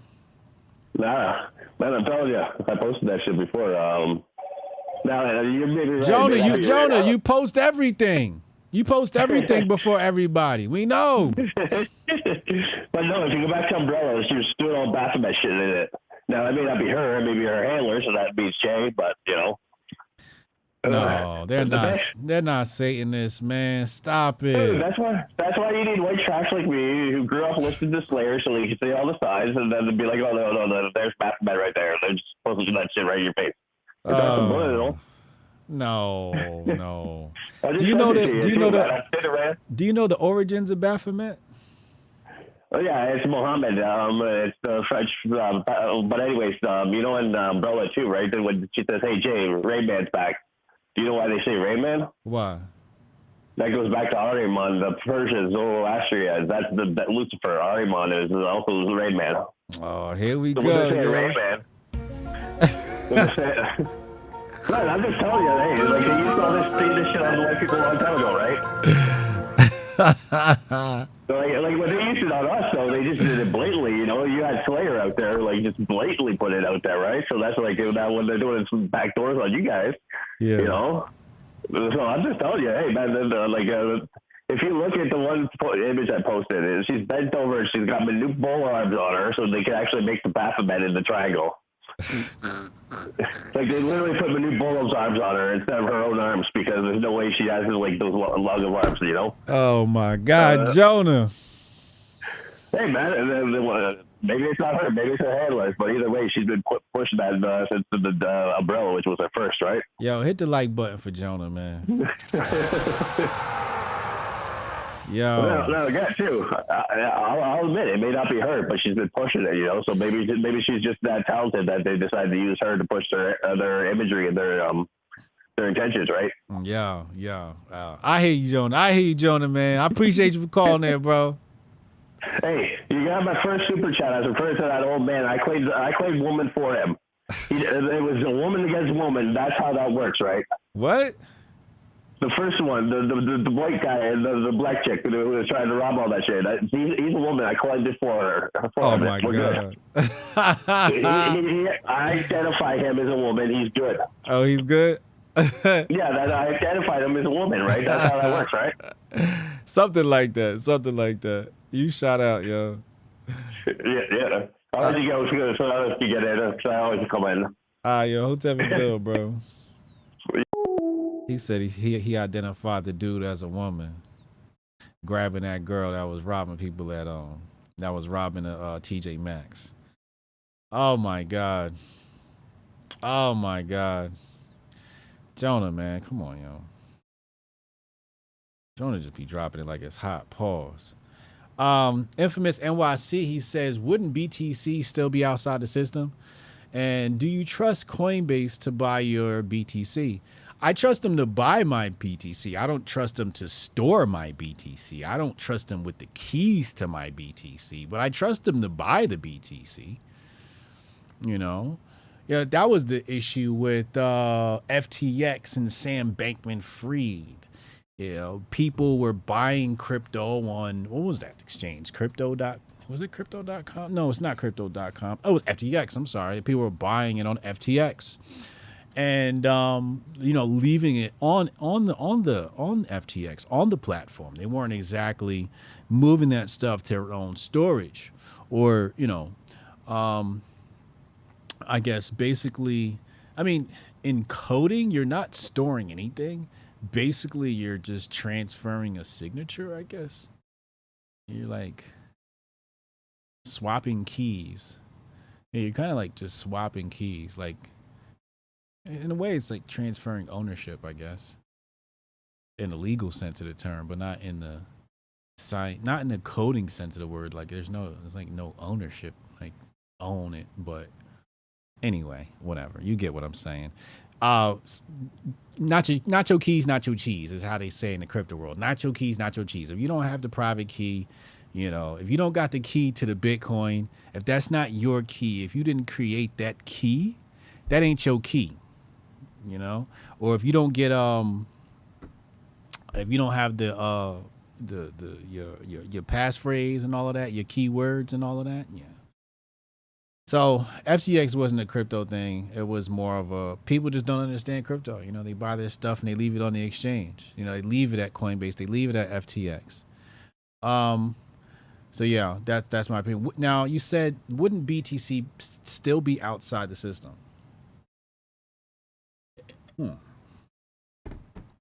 Wouldn't BTC still be outside the system? Yeah. And that's why I say for example, let's pull this back up.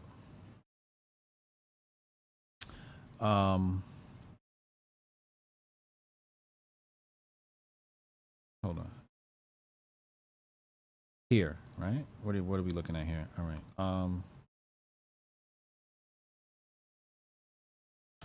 Right here at the bottom. Right? Only competition left is currency. Right? So, in order to stabilize a dollar, you need a one currency. You don't want a whole lot of currencies, right? So currently there's only Tether and USDC. I think USDC is the Fed coin, actually. But Tether would be a direct competitor to a currency. Keep in mind, like, when you say cryptocurrency, a lot of people don't look at these things as currencies. They look at them more like speculative assets. So they don't really fall. Like, Bitcoin's not a currency. Like, let's just call a spade a spade. Bitcoin's not a currency. You know, if you bleed orange, you know that's gold. It's digital gold. Bitcoin is digital gold. If you bleed orange, Bitcoin is digital gold. Okay. Now some people will try to tell you, you know, Bitcoin can be a currency. Da da da da. We don't. If you bleed orange, you don't want it to be a currency. You like it as gold because, well, you want number go up. So the only competition they really care about is stable coins, from my assumptions. But, you know, I could be wrong. And that's why I say, you know, you never really have, you know, you can't haul Bitcoin off into court. You can't do that. It's just, Bitcoin exists. You can't haul it off to court. It's decentralized. So Bitcoin is technically outside the system. Now, what you can do is you can, you know, make it hard on people to do transactions cross border, and we saw that with Restrict Act, right? But also you gotta understand, like, when we talk about eliminating competition, like when you look at the FedNow system, now the FedNow system that just released, what they talk about with the FedNow system? Well, the FedNow system is basically, like they said, a competitor to Venmo and Zelle and Cash App and these things. It'll just be bank to bank direct. No fees, I guess, you know, whatever. So it's more about eliminating competition. And, you know, as far as, you know, it's a person in the U.S. doing a financial transaction with somebody in Russia, they want to make that hard. And we saw that with the Restrict Act, right? The Restrict Act, where, you know, people were saying that it would ban the use of VPNs, and yeah, it's also like a major Fourth Amendment violation. You know, because there's a lot of information you would need access to know if somebody was even breaking these laws. And it's like, how are you getting that information? I'm not giving it to you. And there, when you look in the Restrict Act, you see, like, it's basically authorized surveillance in so many ways.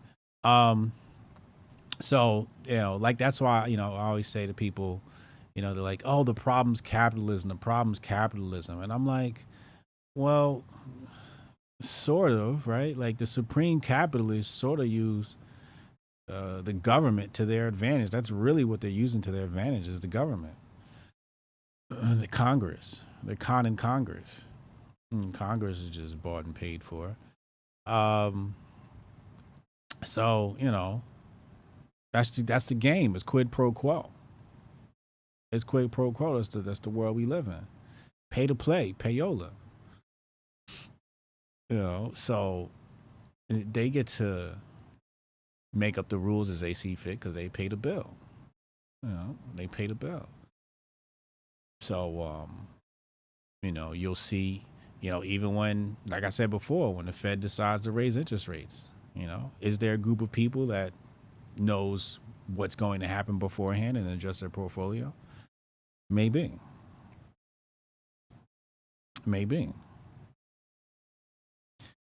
Ass Boys Entertainment. I'll answer this question. If BTC is an asset instead of a currency, how does BTC help fight USD? If it'll have to be moved back to USD before purchasing products.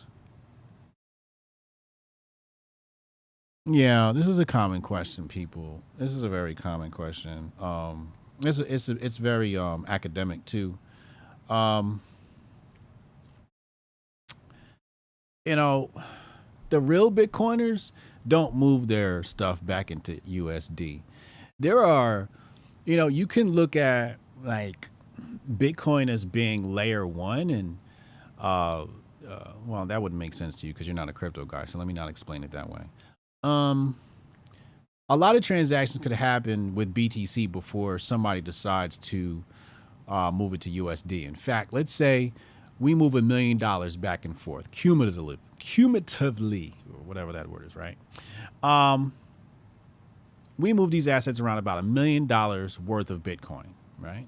But nobody ever cashes out about Bitcoin. I needed something from Joe, and then Joe needed something from Bob, but we never cashed it out in USD, mostly because we got paid in BTC, we got paid in Bitcoin, and as soon as we move it to USD, technically you got to tell the government about it. And this is part of like the whole snooping thing, right? They want to know how much Bitcoin you got so they can tax you on it. We know Biden admin was talking about taxing unrealized gains from your stock portfolio. Before you even cashed out, they were trying to tax this shit, right?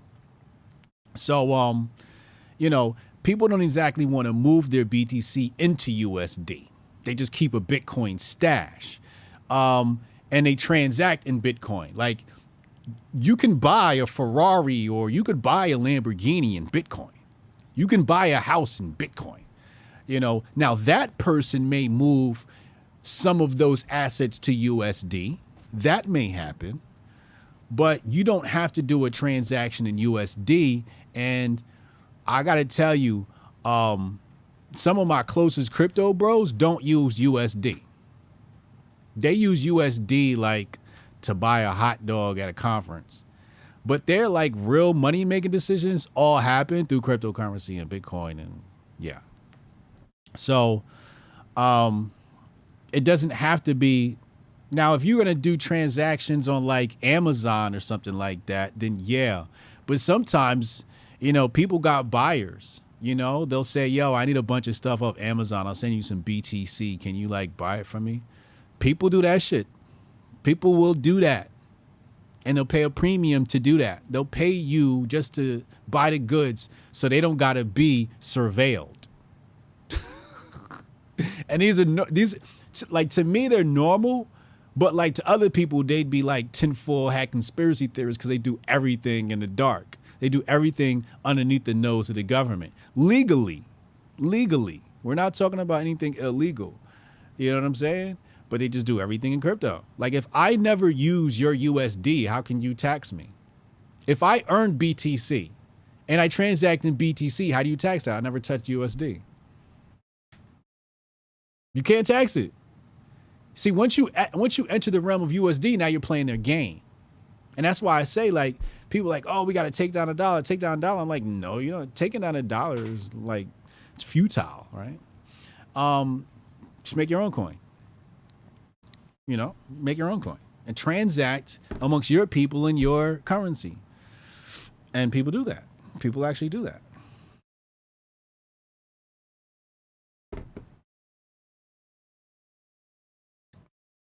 Bro, he said, I think one of the most important qualities is how often you say you don't know. Thank you for continually questioning and pushing us to test our own mental boundaries. Much love. Yeah. I always tell people, sometimes the best answer is I don't know.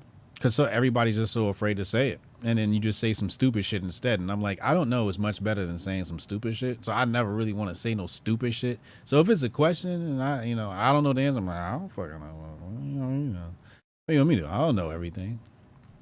I can't know everything. I try. I take the master focus every day. I try my damn hardest to know everything. And I think that's why everybody asks me a lot of questions. And I pride myself in knowing a lot. But I don't know everything, man. And, you got to admit, you got to know your limitations. We're all human. But yeah, hopefully I answered your question. Ass boys? What kind of ass boys entertainment? Pause. What the hell is going on in the chat? He said, oh, that makes sense. I was thinking about BTC from the perspective as an investor buying it instead of vice versa. Oh. Well, yeah. As an investor, yeah, I guess, you're transferring it to USD. You could also transfer it to gold. You could transfer Bitcoin to gold. Foreign currencies.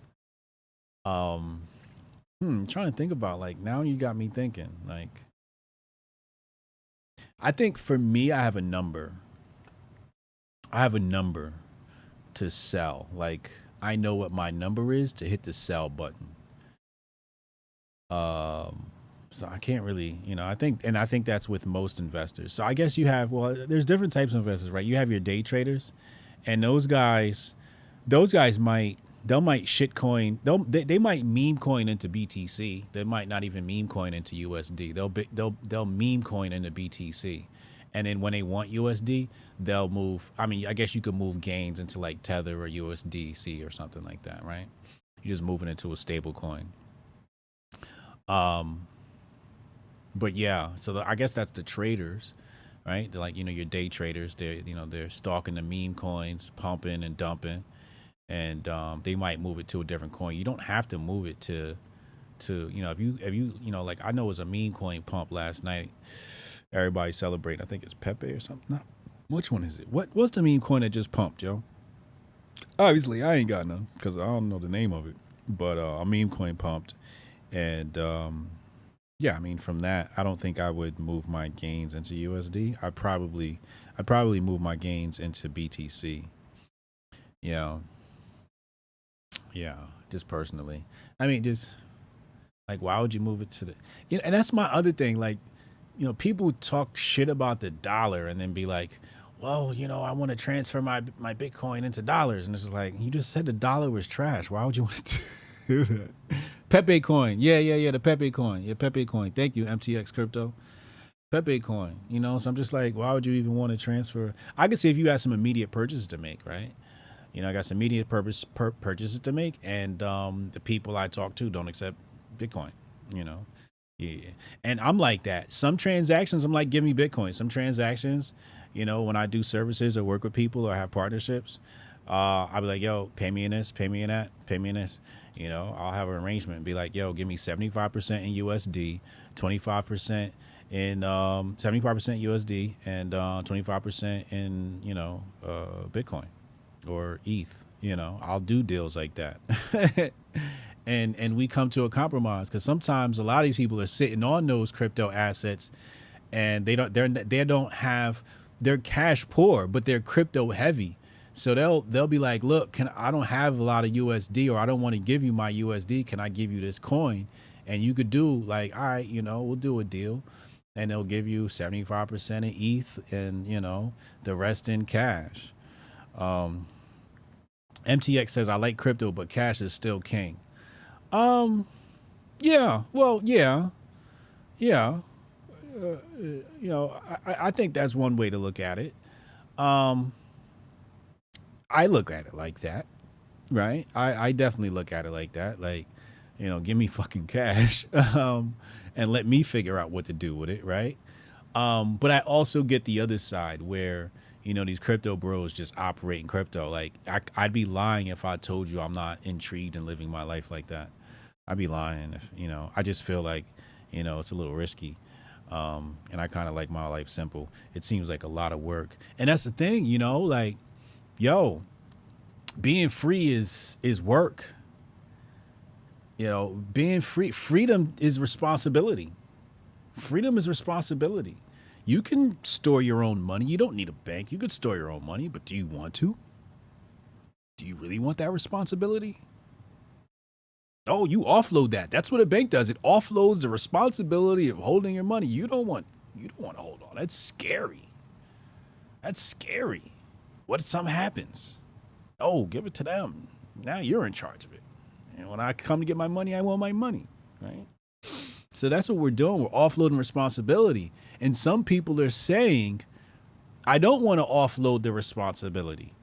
I'm one of the people where I want to offload the responsibility. But there's some people who say, I don't want to offload that responsibility. I want to be in charge of my money.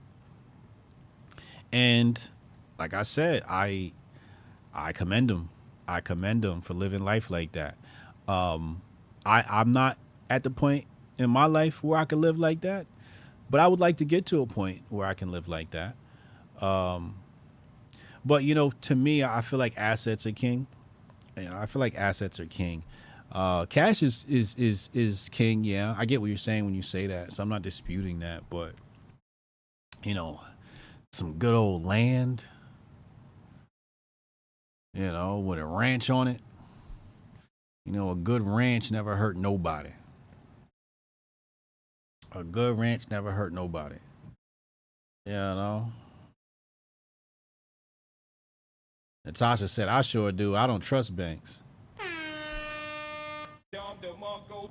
I feel you.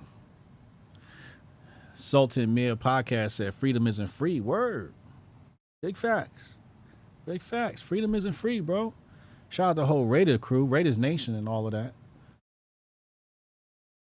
Shout out the Waste of Talent. Brian Nichols said, don't give a F about writer strike. Yeah. I feel you. I feel you. I don't give a F either. You know. Maybe we should talk about what I put in the grift bag, right? Because I'm very selective in what goes in the grift bag. And I like to put things in the grift bag that lead us to places that we can learn lessons. If there's a lesson to be learned there, it goes in the grift bag. That's the whole point of the grift bag. You know, it's not that the topic should be of interest, but what can we learn from this event that has happened in humanity? What can we do? What can we do? Jabari said, you're too much in the public eye and your connection to the other side. The IRS will make an example of you. Yeah, see, I can't even, exactly. I can't take them chances, Jabari. You're right. I'm way too out there. You know what I mean? I'll be the first one they come get. Aztec Mecca, ChatGPT has helped me organize my writing. I've been working on this book script for a year, but ChatGPT pushed it to the point I might pitch this somewhere. I'll ask it how to do so. So you got writers that are afraid of AI. Meanwhile, Aztec Mecca done sped up his whole process. Sped up his whole process. You know? ChatGPT has helped me organize. How did it help you organize your writing? Can you call in really fast? The phone lines are still open. 202-596-5631. 202-596-5631. I'd love to know how ChatGPT helped you organize your writing. Like, are you storing the pieces? Are you know, what is your prompt? Like, hey, store this piece of work here. Like what exactly are you using it to proofread? You know, I could even see it using it to edit in a way where it can make edits on dialogue. Hey, can you fix the dialogue here? Right. Like change the dialogue in this section to be Southern slang. That would be fire, right? That would be totally fire.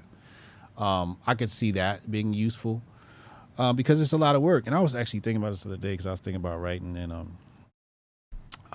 you know, if I wanted to write in a certain accent, and I'm in flow. You know, when you're in flow and you're typing out, you're writing your story, sometimes you don't want to stop and be so in the details of the dialogue that you are so particular on each letter. So you'll just write it out how you would say it and then go back later and change it to, you know, you're writing in an accent. And so I could see taking that. Bitcoin is too slow for currency. Yeah, I could see you taking that piece, putting it in the ChatGPT, and ChatGPT changing the land that bears golden god money. What? Yo, I need y'all to stay sharp, man. It's 4 p.m. on the East Coast. I got some business meetings to get to. I got some hot shit coming for y'all. I'm doing some partnerships and some collabs with some really great people. And I'm trying to make all this happen as soon as possible. Hotep Con tickets is on sale. Y'all coming to hang out with us in Vegas? HotepNation.com. Y'all coming to Hotep Con? I got Taylor back. We working on this whatchamacallit here. This vlog. We got a Hotep Con vlog. I'm out to work with him on the Hotep Con vlog. That's coming soon. That's gonna be super dope. Super dope. Yeah. So that's our annual conference, August 17th to the 20th, Las Vegas, Nevada, Ahern Hotel. That's just gonna be so much fun. That's my family reunion. I get to see my peoples. Oh, can't wait. He said call went to voicemail. Hold on. Call it again. Call it. Wait, actually, I see you right there. I'm gonna call you.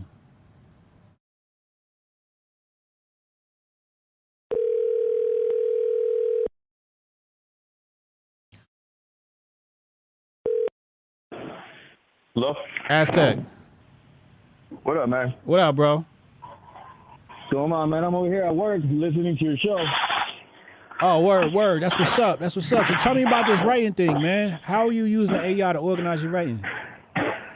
Well, I know how to write and I know how to type, but I don't know the discipline of writing. I've never been a writer. I've never read a book or wrote a book. So I pretty much use ChatGPT to give me the blueprint and the layout, and I follow the steps. Oh, sort of like a outline, a guide, a blueprint. Exactly. Oh, and then you were like, so okay. I asked it for, I basically asked it for some steps, and upon every step, I just keep expanding and expanding and expanding. And then I input my own, unique ideas to it. Yeah. See, it's like a smart assistant. It's a smart assistant. That's what it is. There's a lot of things I don't know that I don't know, and it helps me understand that. Right. It reminds me of being a CEO. Like when you're one of these top CEOs, you get to hire an assistant, or I would call them smart assistants, because a lot of these people are like super duper smart and they know everything and they can just make things happen, and that's what makes them like these really high paid personal assistants. And that's what AI is. It's like a smart assistant.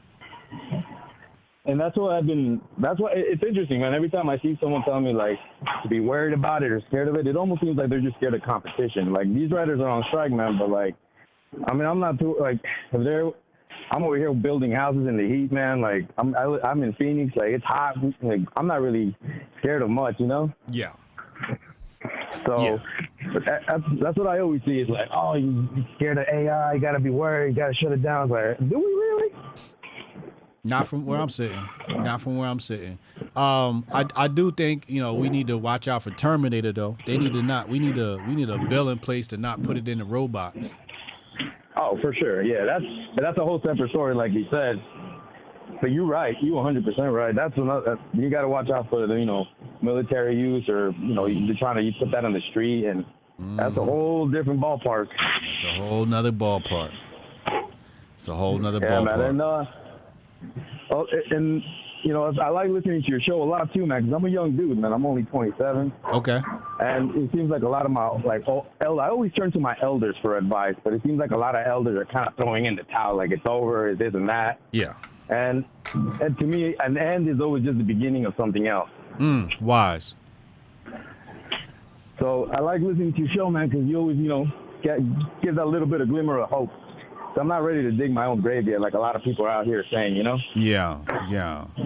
That's good, man. Thank you, man. That makes me feel good, man. That's dope. I appreciate you, man. Yeah, I feel you though. The older generation, I'm just ready for them to just pack it up, man. Just have a seat, take a seat, let the rest of us handlers, we'll take it from here. I don't hate you, but you bugging. Nah, of course not. Of course not. I mean, we all lose a little bit of fire. Yeah. You know, we all lose that, and I don't blame them for it. I always look to my elders for, you know, advice, though.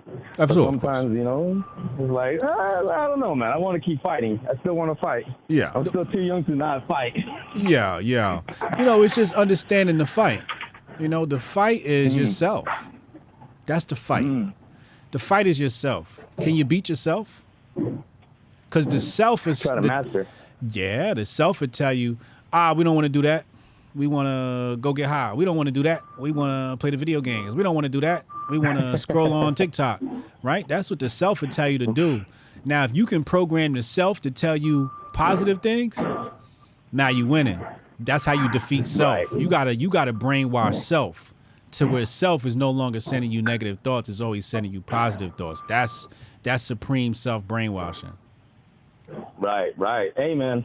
That's true, man. I do I work Monday through Friday, and even after work, I try to do my extra shit, like do more writing. Let's do more writing. Yeah. You know, I still like to do a few things, like on the weekends, go hang out, play some pool and shit. But even then, I've been trying to, you know, rein it in. Like, all right, we can do that a little later. Let's just do this. Let's keep at it. Yeah. Because I don't want to be doing this shit till I'm old. I don't want to be a 50-year-old dude. Like the dudes out here, 50 years old, still working, fucked up back. Like, not for me, man. No, I feel you, man. You got to get it now too, because the commies is coming, so you got to get it now, man. And that's how I feel. It feels like a race. Yes, it is a race, and the more communism that comes, you know, the farther that finish line becomes. True. Hey, man, I got a quick question for you, man. Master Focus. Where can I get like the information of what's in it? You know, I've considered it, but I'm like, I don't know what's in it. So where do I get all the information on it? I'll show it to you right now while we live. All you got to do is go to trymasterfocus.com, right? Okay. Hold on, I'm gonna bring it up on the screen. Hold on. And I'll show it to you. Hold on, where is it? All right, let's go here. All right, so when you hit on the page, I think you hit tell me about it. Okay. No, I'm sorry, ingredients, right at the top. Hit ingredients. It's right in the menu. Hit ingredients, and it'll show you ginkgo biloba, and that's for cognitive function and also good blood circulation in the brain, right?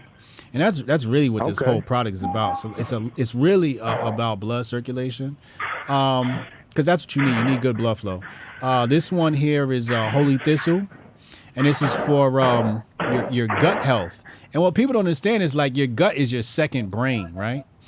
Mute yourself while I'm explaining all this so we don't get the interference in the background. Oh, my bad. Yeah, it's busy up here. My bad. No, it's all good. Just mute it while I'm talking and then unmute. Damn, what's the name of that thing, yo? Hold on. I'll bring it up in a second. I got to show you this other thing. Because we're talking about not the gut biome, but your you have another immune system. Enteric, there it is, right there. Enteric nervous system. Let me bring that up on the screen. Hold on.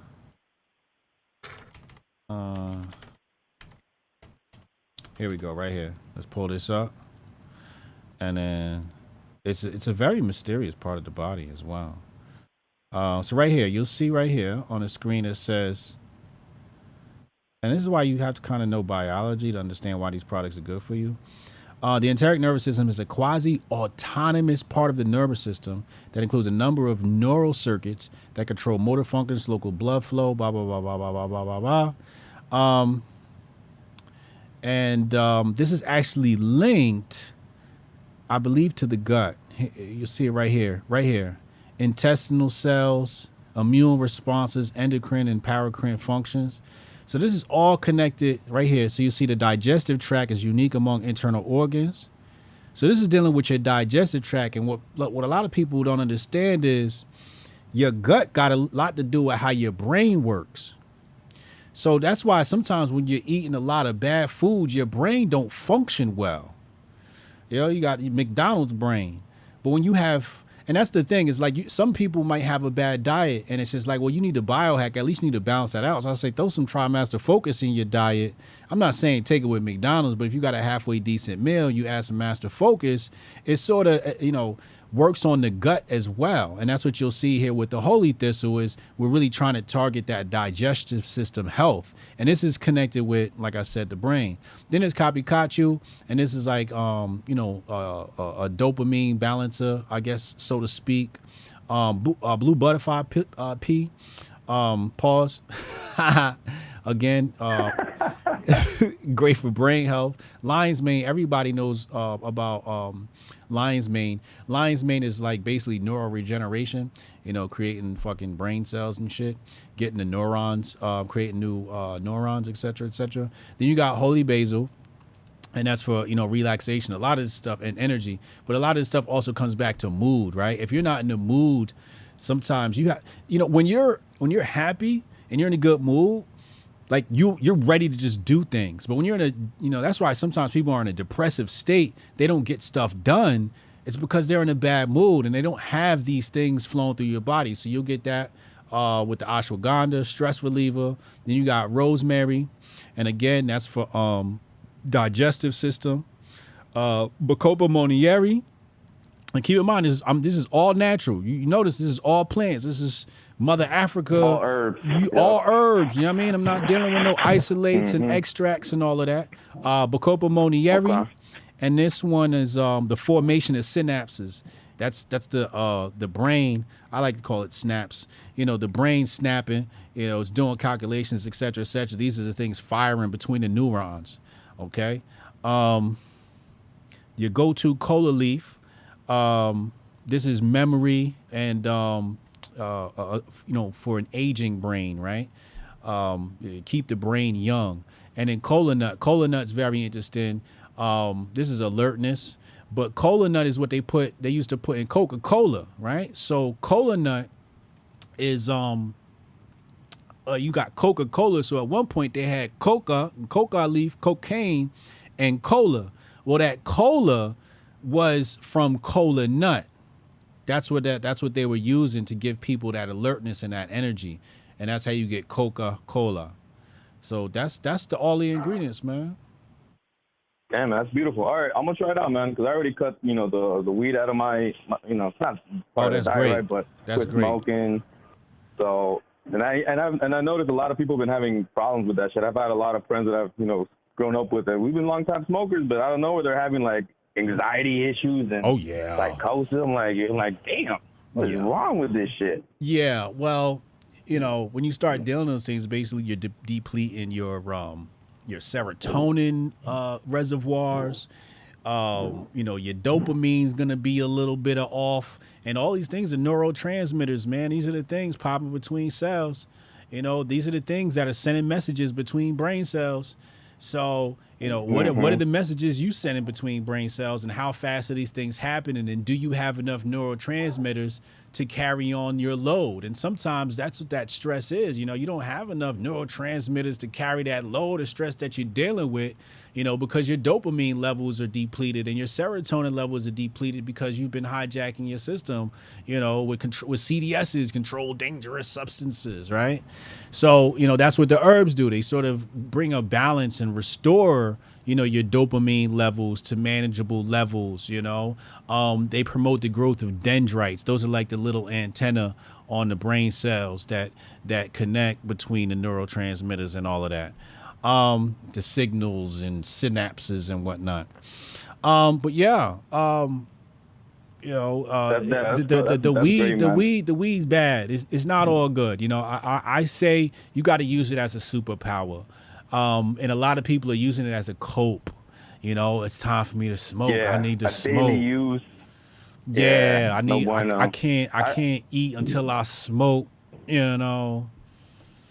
I've even noticed that contrary to popular belief, my creativeness is worse when I'm high. Like I'm dumb. I'm like I can't process like fat. Like even my typing is not as good. I noticed when I would stop smoking, I would write. I'm like, oh, I'm better at writing. I'm writing faster.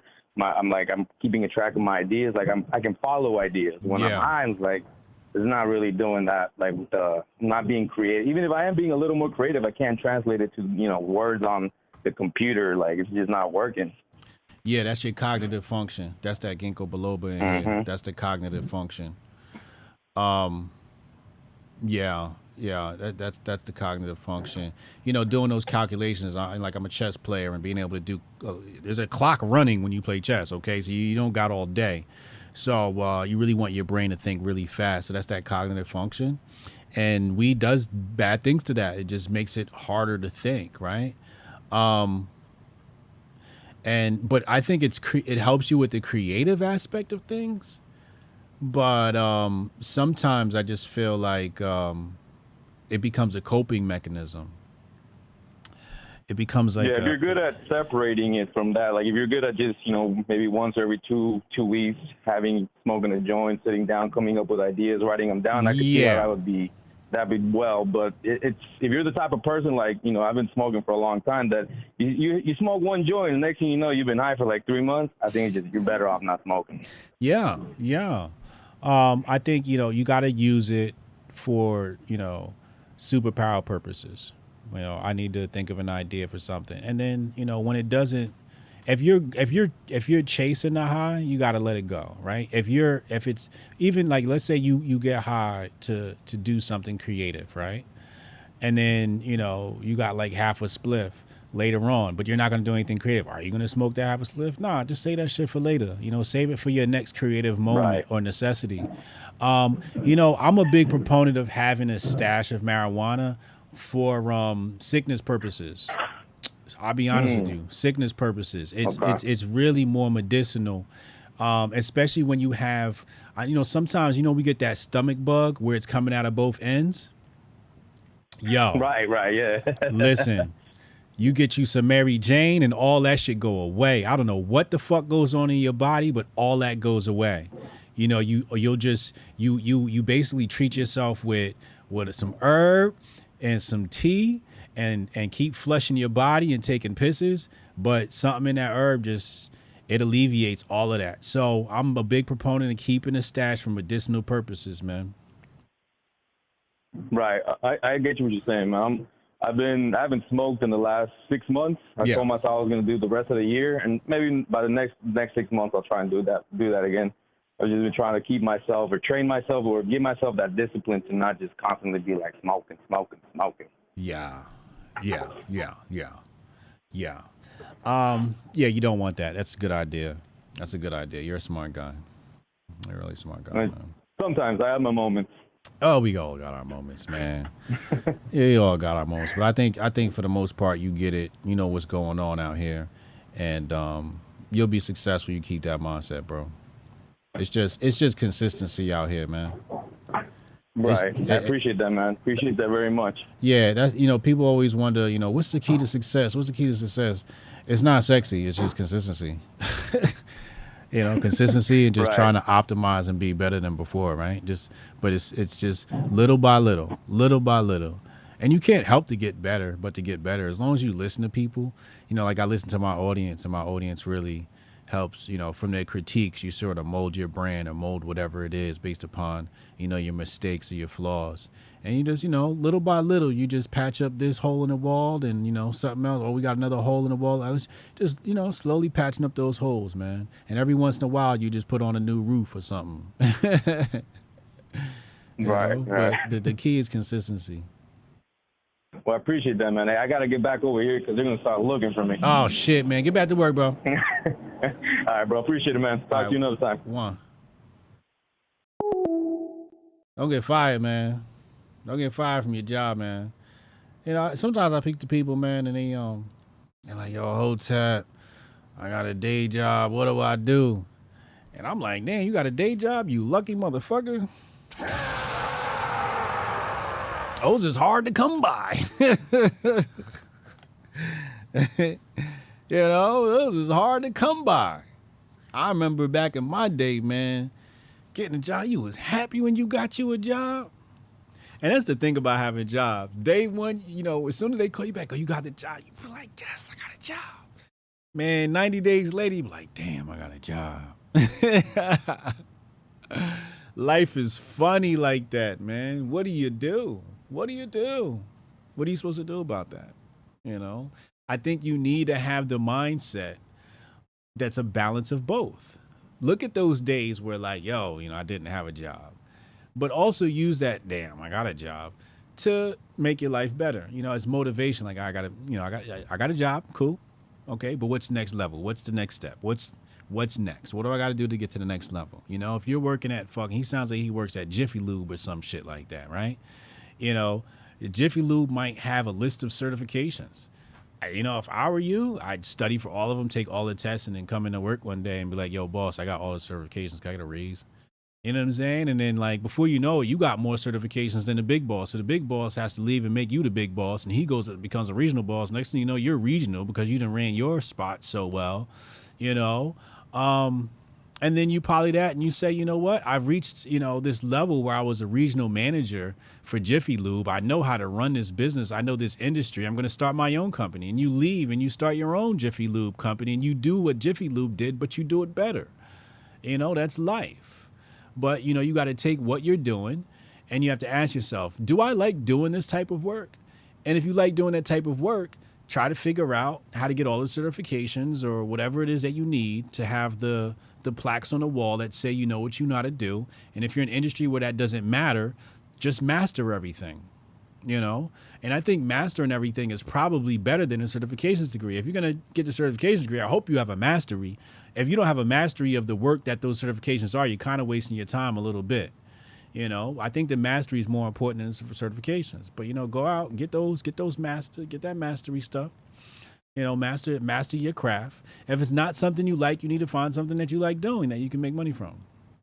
If it's a job where it's like, you know, I'm doing a job, you know, some people got like one of them boring ass security jobs. I think security jobs are some of the best jobs to level up. It's all downtime. I'll be writing my book. I'll be writing my rhymes, whatever it was, you know, I'd be utilizing that time at work, you know, work at work, you know. And don't give your boss more hours than you give yourself unless you like your boss and you believe in his vision. If you like your boss and you believe in his vision, ride with him. Ride with him. You guys will go really far together. You know, collaborations are great, you know. And sometimes you might have to devote a portion of your life to somebody else's dream. But I think when you do that, you learn along the way. And that collaboration might not last forever. You know, Peter Thiel and Elon Musk, as they create PayPal and then they part ways and one goes one way and the other one becomes the owner of Twitter, right? So, you know, there's a lot to your story that is life. Take your time, man. Take your time. Take your time, but don't. Take your time, but don't. You know what I'm saying? You know what I'm saying? For this, you know what I'm saying? Hotep Jesus. I love that guy. He's terrific. Hotep, you're a genius. HotepJesus.com.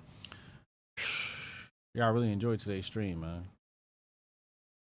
I really enjoyed today's stream. I thank y'all for being here today. Let me just do a quick checkup on the... Yo, shout out to my Rumblers. I appreciate you. Rumble, hit the like button. Jake the Algo. YouTube, hit the like button and all that on your way out. Hit the subscribe button. Hit the share button. Thank you for being here with me. I'm going to get out of here, man. I'm going to go start my meetings and stuff. I got meetings. I'll let you later, man. Hotep and Bill. Didn't listen to me then, I bet they feel me now. Don't let me lose it. The booth not about to prove it. I said goes and pursue it. You the best to never do it. Invest my money talking fluent, stupid, ducking the Judas. It broke my heart, but over my eyes, you have no honor, I have no choice. Chasing the commas till I'm gone. I've been left for a minute. On my way home, mama, I promise, got caught up in it. Damn. Everybody eats when I'm batting at the plate. First, second, third, home, $1 million base. Didn't listen.